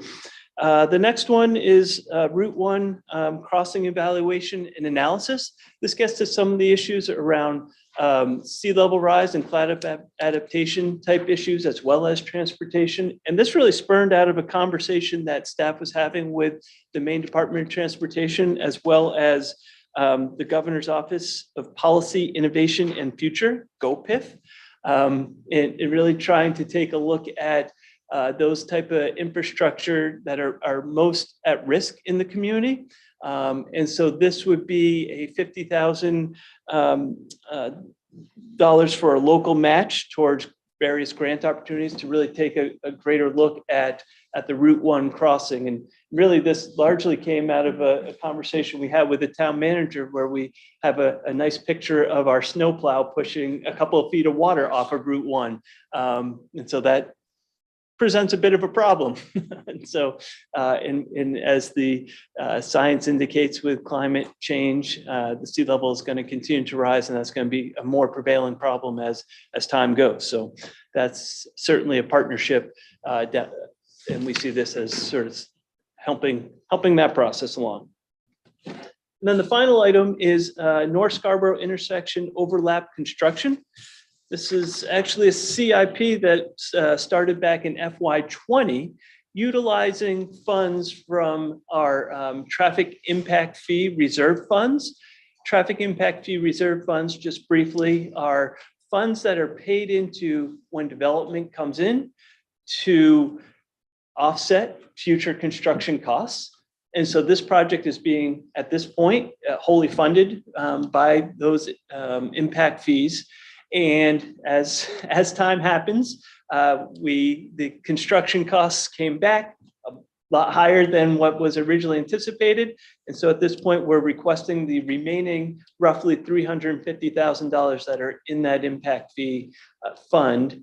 In addition to, it was, I think, previously $920,000. So bring us up to $1.1 or $2 million in total towards this project, which would help enhance capacity through the 114-22 overlap in the North Scarborough Village, which has been one of the just ongoing problems for the community throughout the years. And really it's designed to accommodate for existing issues, but also with a recognition that there is a discussion about the Maine Turnpike authorities looking at doing an east-west corridor connection. And really over the years, as part of that process, as well as our local process, the folks in North Scarborough have really identified that, they want to maintain sort of their village feel. So this isn't necessarily trying to blow out the roadways and make, more lanes so that it can accommodate more traffic. It's really just trying to make the most of the capacity we have, with the vision, the future main fix sort of being potentially this east-west corridor connection, and maybe some other opportunities that come up through this town-wide transportation network study, potentially looking at, what role might transit play in the overall system. So, as I said, for us, where, as was stated before me, 90 plus or about 90% of our sort of annual operating budget is really wages and benefits. I focused here on our CIPs, which are the main driver. So with that, I'm happy to entertain questions. Councilor Johnson. Jan, could you, for me, describe the locale of what's called North Scarborough? Sure. It's if you think of the triangle, the three signal intersections where Saco Street, Gorham Road, and County Road come together, sort of up in that. Yep. Yep. So the 350 is in addition to something that was allocated as part of. Correct. In FY20, there was a $920,000, and so this So would. that money, that just said something. So what it or still in the fund, it's just. Yeah, we haven't spent it. I'm not sure if we even bonded it, so I don't know that it technically exists. Sitting in a So again, these are just, so, Your impact for, fees, right, yep. So what's that district? That's District 5. That's Do District we 5. call it District 5 or do we call it North Scarborough? So it depends on in what context, right? So in our Payne Road traffic impact fee ordinance, that's it's called District 5. I think commonly the area is referred to as North Scarborough when I'm talking about land use or when we're having a community meeting in the area, as we've done in the past. I think folks commonly think of it as North Scarborough. So that district, Tom, is not involved in TMP. the TMP? So certain work that will be occurring there. The TMP was devised and finalized, assuming that this project that was already done, essentially. It's an addition to, and I think as timing is going to work out, we may be able to coordinate our work with their work, and so it hopefully will be a little more efficient on the traveling public. So the Downs does have additional improvements that need to be done in the area, but as Tom just said, we're looking to coordinate that timing to both efficiencies and not disrupt folks as much as possible, but there were additional items that need to be done as well. Now, does the TMP, does that consume the whole area that this study is, or this work is being done? And if so, I just wonder where on the TMP timeline. Which year? Yeah. Isn't that like Yeah. 2025? I need to go back and look at those details, but what I would say is the primary focus of our work is actually the Saco Street County Road intersection with a little bit into the Saco Street Gorham Road intersection. A lot of the work that the Downs is required to do through their traffic movement permit is at the County and Gorham Road intersection as you're heading out. I'll say out towards Gorham. That's sort of their primary focus area. There is some overlap. I don't mean to say there isn't, but if you sort of think of it in that terms. No. Is the distribution more heavily on the outside of the TMP zone or It's a distribution. of the monies? The 1 point, looks like about 1.2 million. The town's funds Yes. are being spent within the district. We have to spend those funds within the district. Yeah, Maybe I'm not. TMP doesn't necessarily have a defined geography. I mean, there's some 32 or 34 intersections, some out of our town that are affected by the TMP. So TMP doesn't have a defined boundary. It's really based on the impacts. It does. It's based entirely on mitigating impacts that its traffic generates. Any way to determine out of the roughly 1.2 million that's going to go in on the Saco 114 versus your microphone, sorry. Where's the chair? Probably at another discussion another time, but I'm interested to see the ratio of the money distribution to the TMP part and the work associated with the county. I call it the county road, right? When you come out of 114, take a left. What the Downs is required to do as opposed to. what Right, the versus Downs- what we're trying to do over on the Saco Street side and the, I would think the other Saco intersection with 114 also, right? Yeah, So it's we like, yeah. can try to break Yeah, that we- down a little bit more for you. But again, I think as Tom was sort of suggesting, this town project was started in FY20, well before sort of we knew what the parameters of the Downs impacts were going to be. And I think that's when part of when the DOT was reviewing the Downs impacts and improvements, there was actually very little, as I recall it, most of their movement was up through Gorham Road, continuing straight out towards Gorham and not taking that right on Saco, which was actually the focus of our work. Right, So, right. so some of that was looked at in terms of the right sizing, if you will, of responsibility. So in the overall transportation study, the 100,000 for the transportation study, how does that tie into the TMP and the DOT, all the DOT and TMP study that was done? So again, I think it's important to distinguish what the responsibility of the Downs team was through their traffic mitigation, which is the TMP, as you referred, traffic movement permit through the DOT, which also went through a local traffic review for a number of years. The Downs team is responsible for accommodating for the Downs traffic. So the improvements that they are making is accommodating for the 3,300 trips that at full build out, at least the full build out that we know of so far, will eventually take up that capacity. Right. So, so that's sort of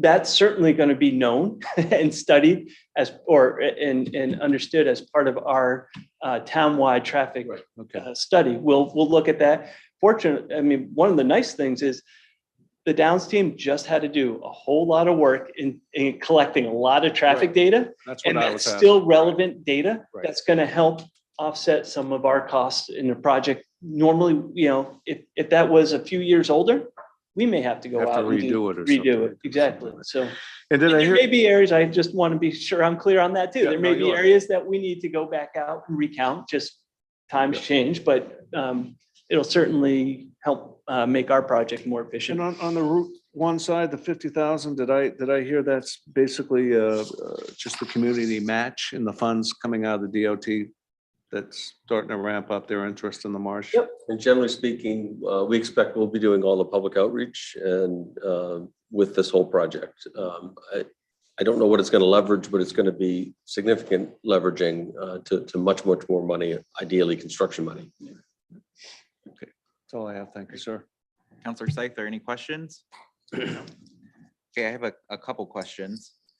First, for the transit study, given we just updated our development program for the TIF, would the transit study, the townwide study, qualify for TIF? Quite likely. I think I'd like to have run it by legal, and this is what the state allows: design and construction, including but not limited to road, sidewalk, signalization. So I think the fact that design is included, I think a townwide study should fall within that, but subject to verification with legal, I think so. Okay, cool. The other thing that you guys had in your CIP in out years that I thought is maybe worth a conversation with the finance committee to consider is the climate action plan, which I think was slated for next year. I did some Googling and I don't know if that's safe, but it looks like ARPA funds could be used for studying climate action. So I'm just wondering is that an opportunity to use some of the leftover ARPA funds to potentially bring that in a year forward, given we're making a lot of decisions recently around climate. If those funds could be used for that. Yeah, I can't speak to the eligibility of ARPA funds. I'll trust your Googling was accurate. I don't. There's roughly $250,000 in unallocated or dedicated ARPA funds. So there's the potential to advance projects. Keep in mind, though, we don't need to spend these or even fully expend them until 2026. And I think we have till 2024 to declare. So, we could wait and still have these funds available next year. Okay. I think one of the reasons that as staff and as department head, when I started to look at sort of prioritization and bringing things forward, one of the reasons I sort of pushed the climate action item off in additional years, I really wanted to give the Conservation Commission, working with our sustainability coordinator and me as well and others, time to really vet out what we want that to be. The town, over my time here, we've done a lot of work on studying climate change, sea level rise, but there've been studies that have suggested more study. Yeah.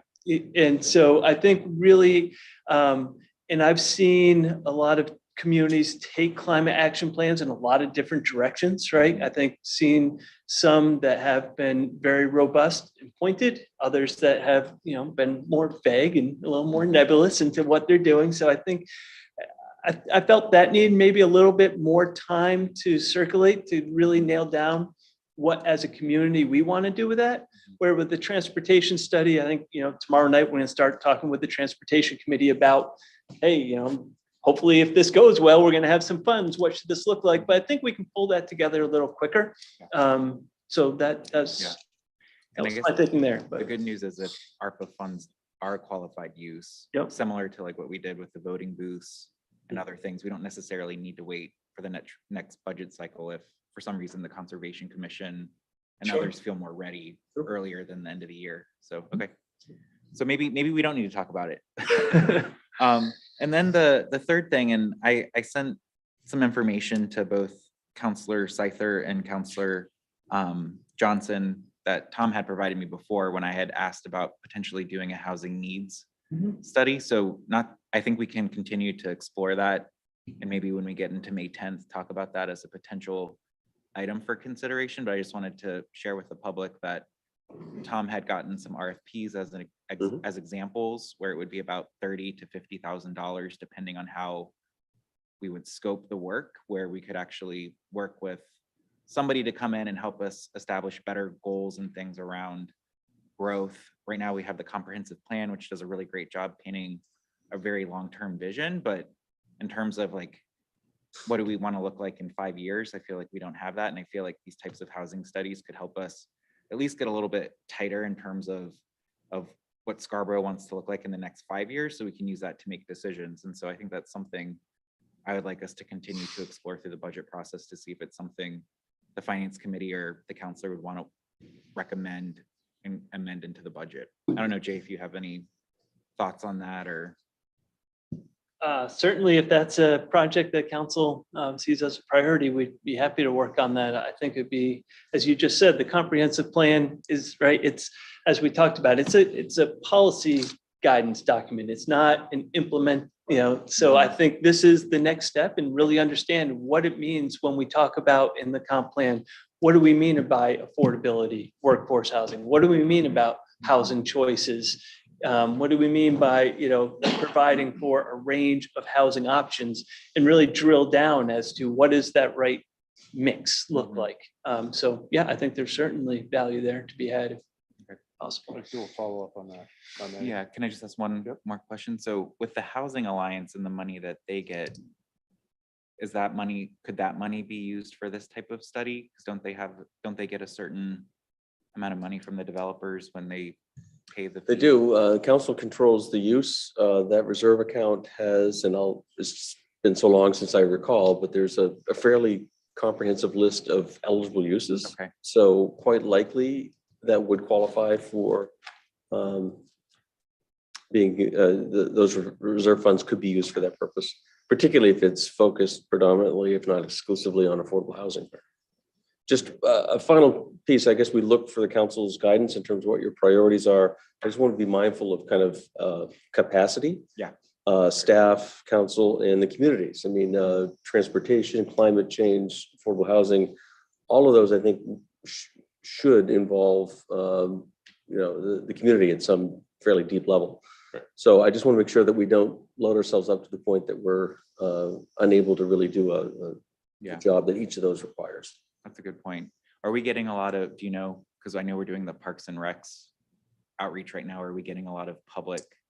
Not as much as we'd like, to be honest. We'd like to really pick that up.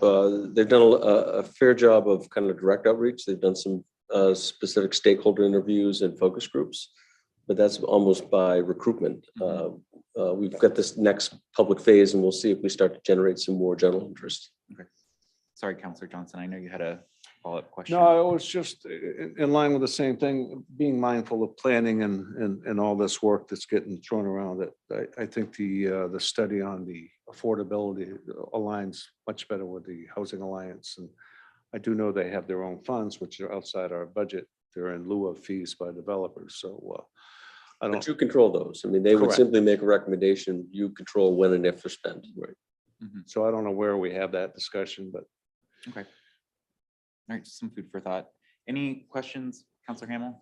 Two quick ones. Jay, thanks for your good work here on so many fronts. Could you pull up the one slide that had the list of the projects that I, in my quick math said 1.31 million. There were 3 or 4 of them. One included the one across the marsh and a couple others. Could you pull that one up? Anybody? He's Help me, efforting. as we please, thanks. speak. That one. So we got this one. So The only thing I'd say here is, I'm going to defer to Tom's comment about critical few priorities. We get giant things competing for one another. They're all big. They're all important. They're not all going to happen. Okay. Or we're not going to just put a dime in every hand that's outstretched. We're just not going to do that. We're going to try to make choices. So what I would say is we need to line this up against the other things that are seeking funding and the other things that are going to compete potentially for impact fees. So one thing I want to clarify is that impact fees are not necessarily funneled to just traffic impact, right? Those have to do with a wide range of other impacts. So.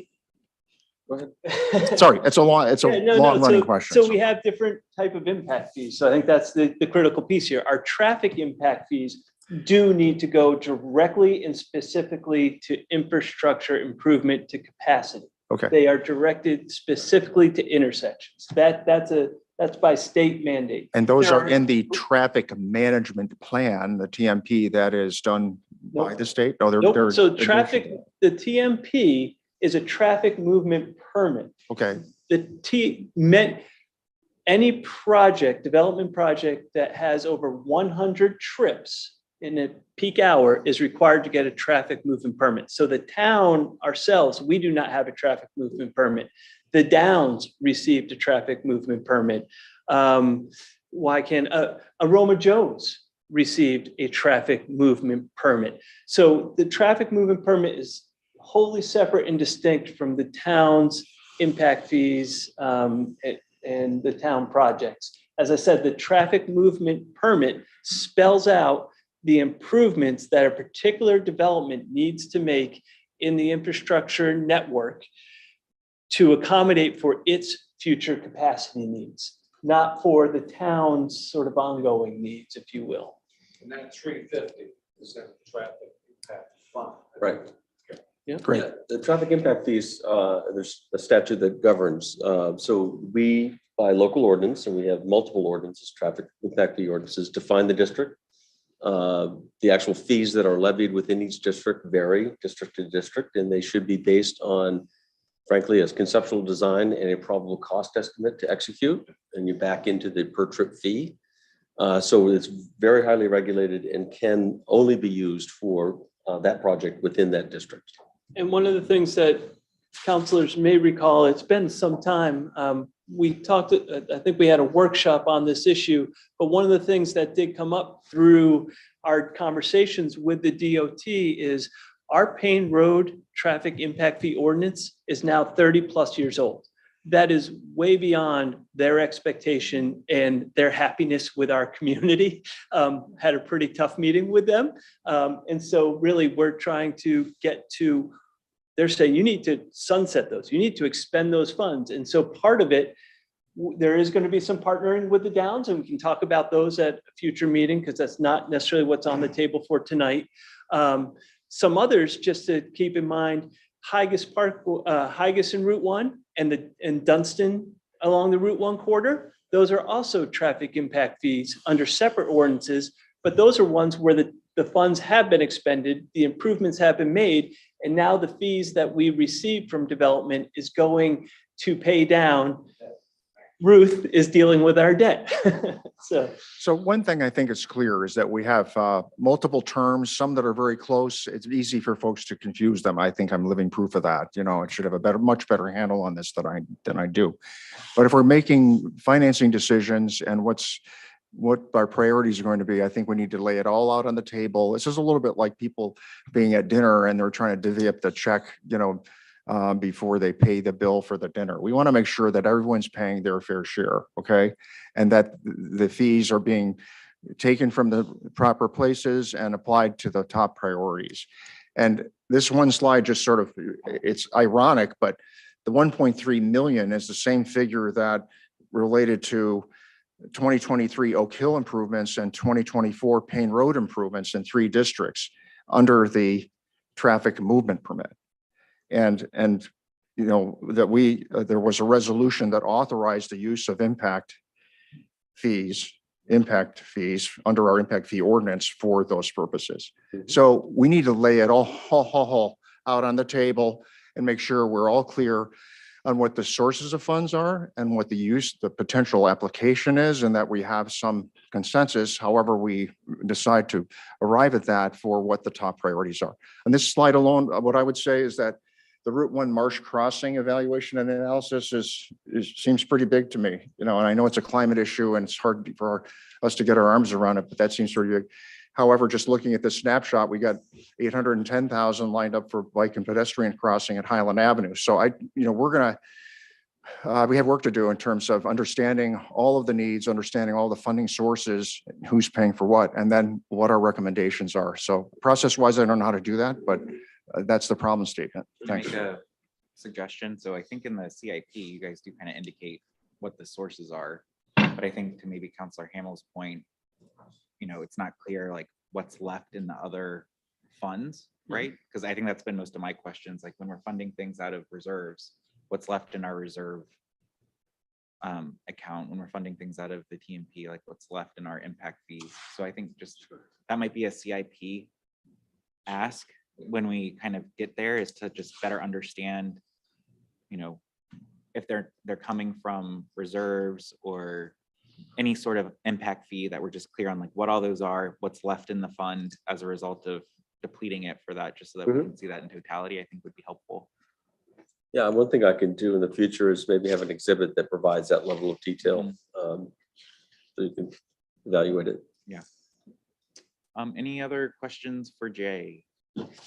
All right, thanks, Jay. Okay, we have two more. I better move quick. Next up is human You would think I resources and learned by welfare. now. Yeah. Tom, do we want to postpone these last two? We have 7 minutes before time. We're going to be here anyway. I don't think they'll take a terribly long time, but if we have a hard stop at 6 and there's some other things that the committee, I'm happy to push mine till the next meeting. Appreciate the suggestion, but you're just pushing it to another packed meeting. So I think let's do what we can. Speak really fast.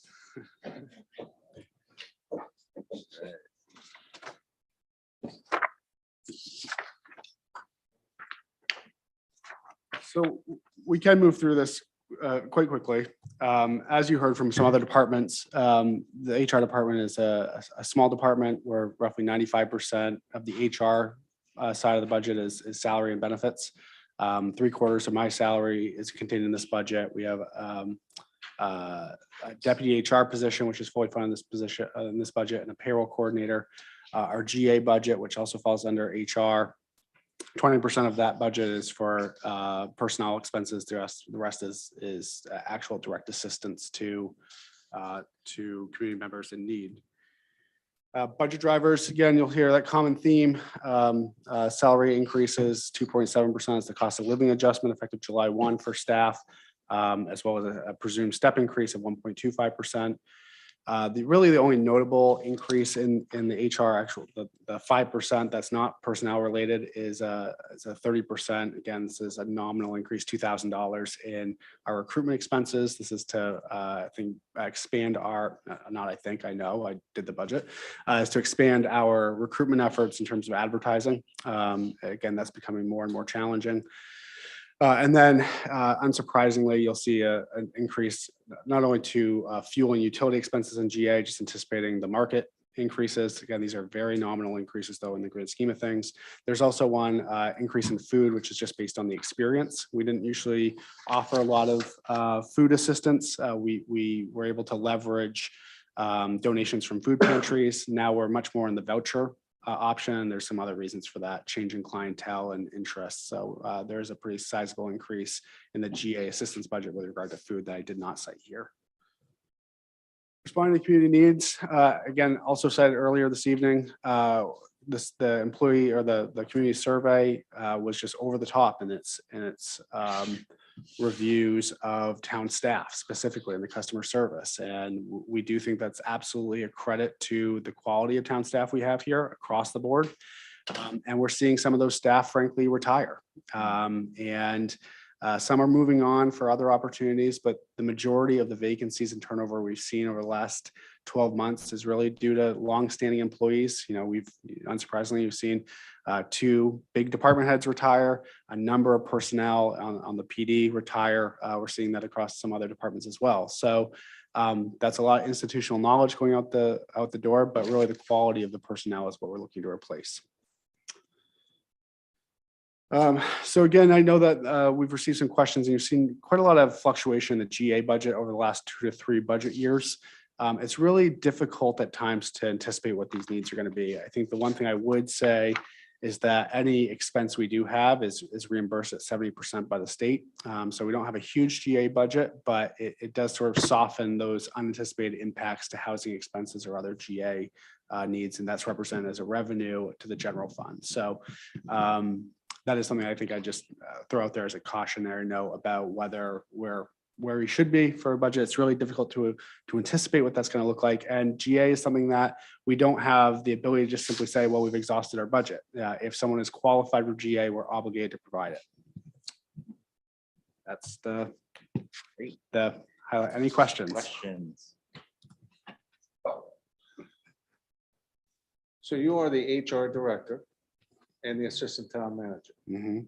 So are you double dipping or is your salary in one Double bucket? tipping, interesting. So 75% of my salary is funded in the HR budget, 25% is under the executive budget. Good deal, 25%. Thank you. Do a great job. Counselor Scyther, any questions? Nope. All right, I don't have any questions either. Thank you, Liam. Sure. All right, 3 minutes. Next. Okay, is yep, executive. executive, very quickly, as Liam pulls it up. Executive has, I'll say, a kind of a strange kettle of fish. If I say that about myself. But it covers, of course, myself, Liam, and our support staff. Covers legislative, very small part. All the insurance policies and costs are associated under the executive line. Legal is included here, town clerk and elections. And facilities. Facilities is something we're starting to kind of get better transparency about and really understand those costs based on the different facilities. And you'll see the budget is broken out by building so we can actually track those expenses. I think Todd Souza was here last meeting. One thing that did come forward to me that I didn't pass on, but I suspect we'll be still talking about it, and you'll probably see a request for funding next year, is for an additional custodian to provide necessary custodial services for both this building and public safety, to a lesser extent, public works and some of the other smaller properties.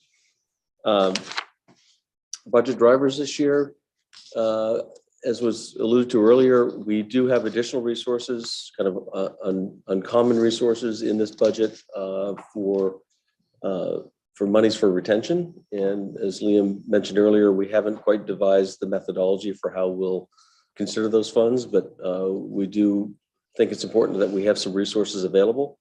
I assure you we'll be careful in their use, and it may well be that we don't need them all, frankly. But we think it's really important in this labor market to recognize really star performers, and we need resources to do that. There's only so much we can do that's non-financial. Some good news, past councils have seen some escalating costs in workers' comp insurance. Workers' compensation insurance is experience related, if you will. So essentially they look at the last 3 years of your loss experience, and we had a few years that were not terrific, and there were high losses, and so those hung with us. We've shed some of those big years, and we see a 12% decrease in workers' comp costs this year. That's about an $87,000 decrease in that one alone. For elections, Tody's asked for a fairly modest increase in part-time hours. She does anticipate high turnout this fall, and with the upcoming presidential, not far beyond that. And then, of course, utility costs, because facilities are included here. That's certainly a driver that you can see across all different facility lines. New initiatives, I mentioned earlier, we've done a better job of breaking out facilities. I think we want to take a next step. We'd like to actually have more dedicated staff, and we think we can work within existing staff to focus some better time and attention to facility needs. That will help us, I think, in capital planning, but also just managing contracts, frankly, and being more efficient about when we bring forward capital projects. So we think there's some great opportunity. There's likely some good opportunity with the school because they actually have a very good facilities program in place, and we'll certainly fully explore those potentials. And as I mentioned, the additional election staff. I guess looking forward, just to kind of foreshadow, the additional custodian is a position I think we'll be talking about this time next year. I think as part of the facility consideration, I think we need to be more thoughtful on a preventative maintenance program rather than just waiting for things to break.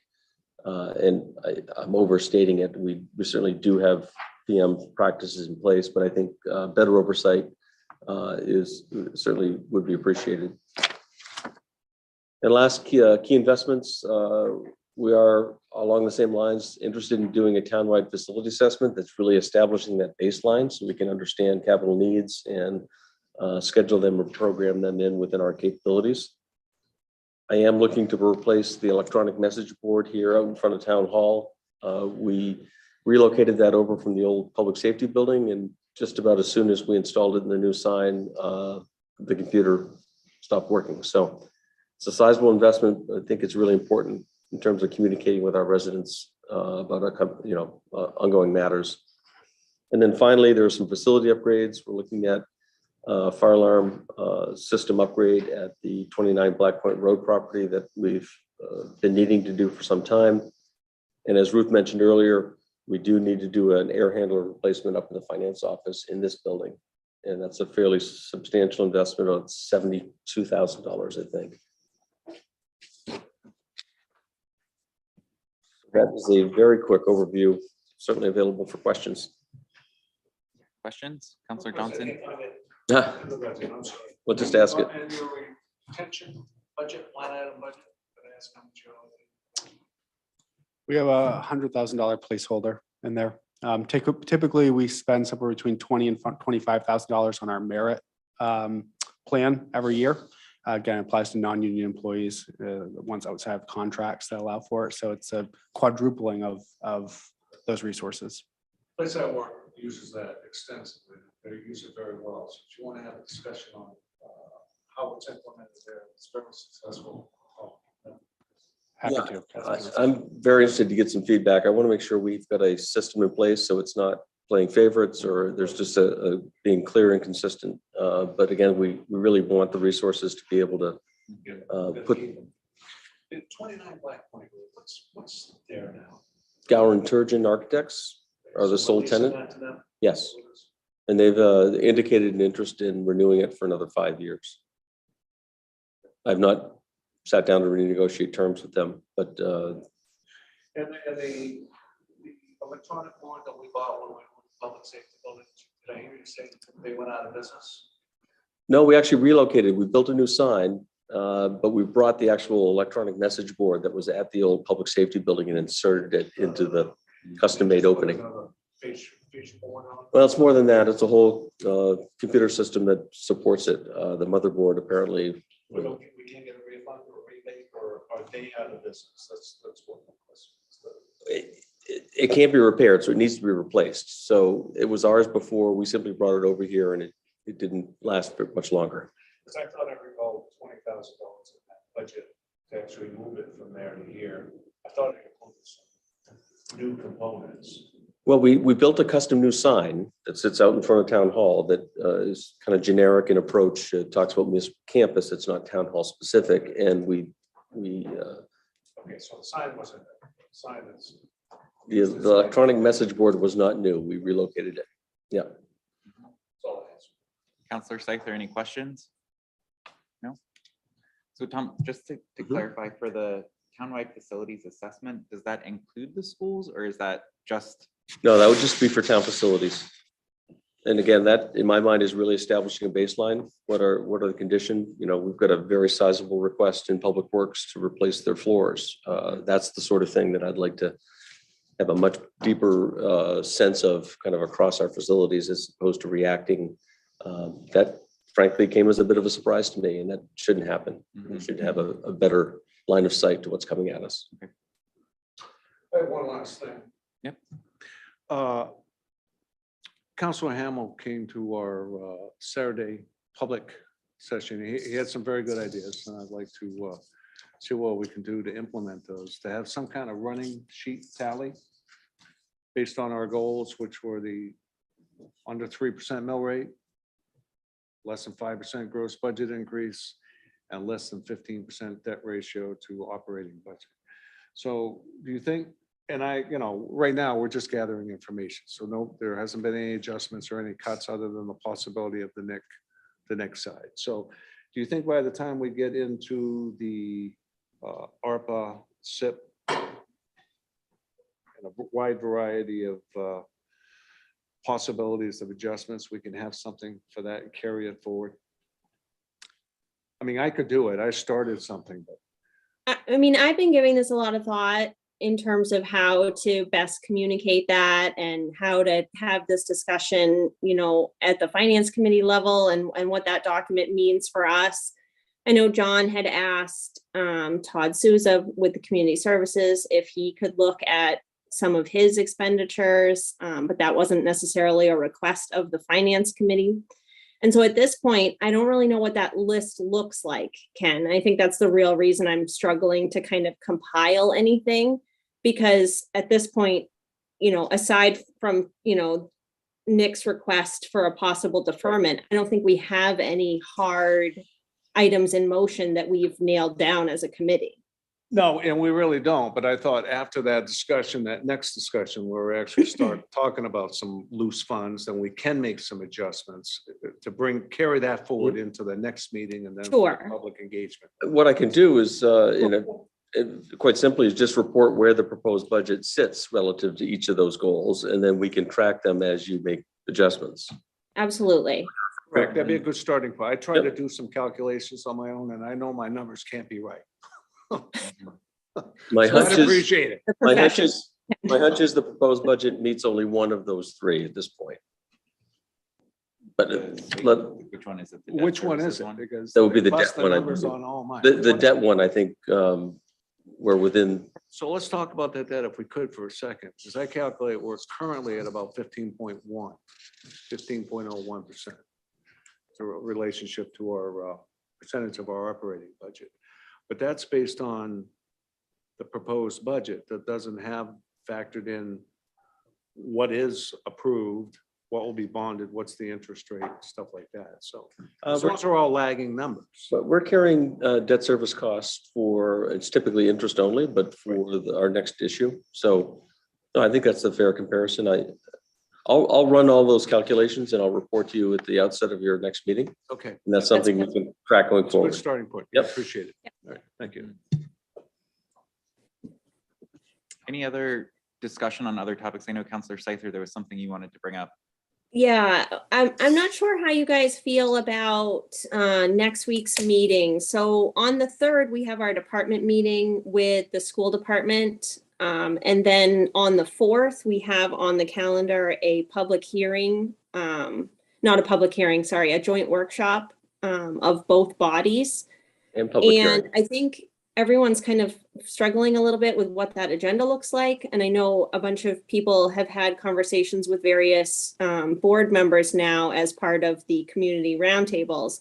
And so I kind of just wanted to see where you guys were at with whether or not you feel like a joint workshop is necessary at this point.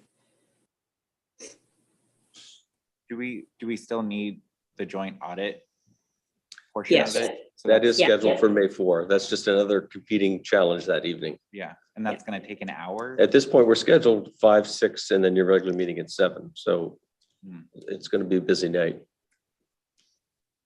I mean, personally, I feel like since we're doing the school department the night before, that almost takes place of needing to do a joint workshop. And I think we just encourage all counselors to try and join during that time if they have interest, or refer to that if they want to get more involved in the school budget element. I mean, Counselor Hamill's been attending most of these, and I'm sure the other ones have been watching or trying to stay tuned, but I think I would be okay if we did not have the joint budget element, knowing that we already still have to meet to talk about the audit. Right. So Tom, in terms of timing, do you want to talk with leadership about what time to start the audit presentation? And then.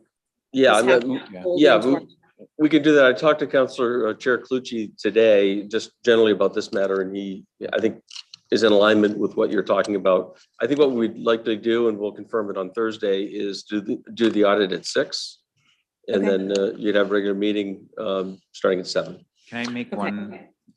I only have a question on that, because that, I agree with the workshop, maybe foregoing that, but that also then removes one opportunity for public engagement. So how do we remove and not lose the public engagement? We do have the public hearing scheduled for the 4th as well. So I mean, that's clearly an opportunity for public involvement, at least to come to provide comment to you. The school department also has a public hearing scheduled for their side too. I am sensitive to what you're saying, Ken, in terms of eliminating potential public engagement. That being said, we've offered 4 budget roundtables, the last of which is tonight at 6:30, and we've had 1 resident participant.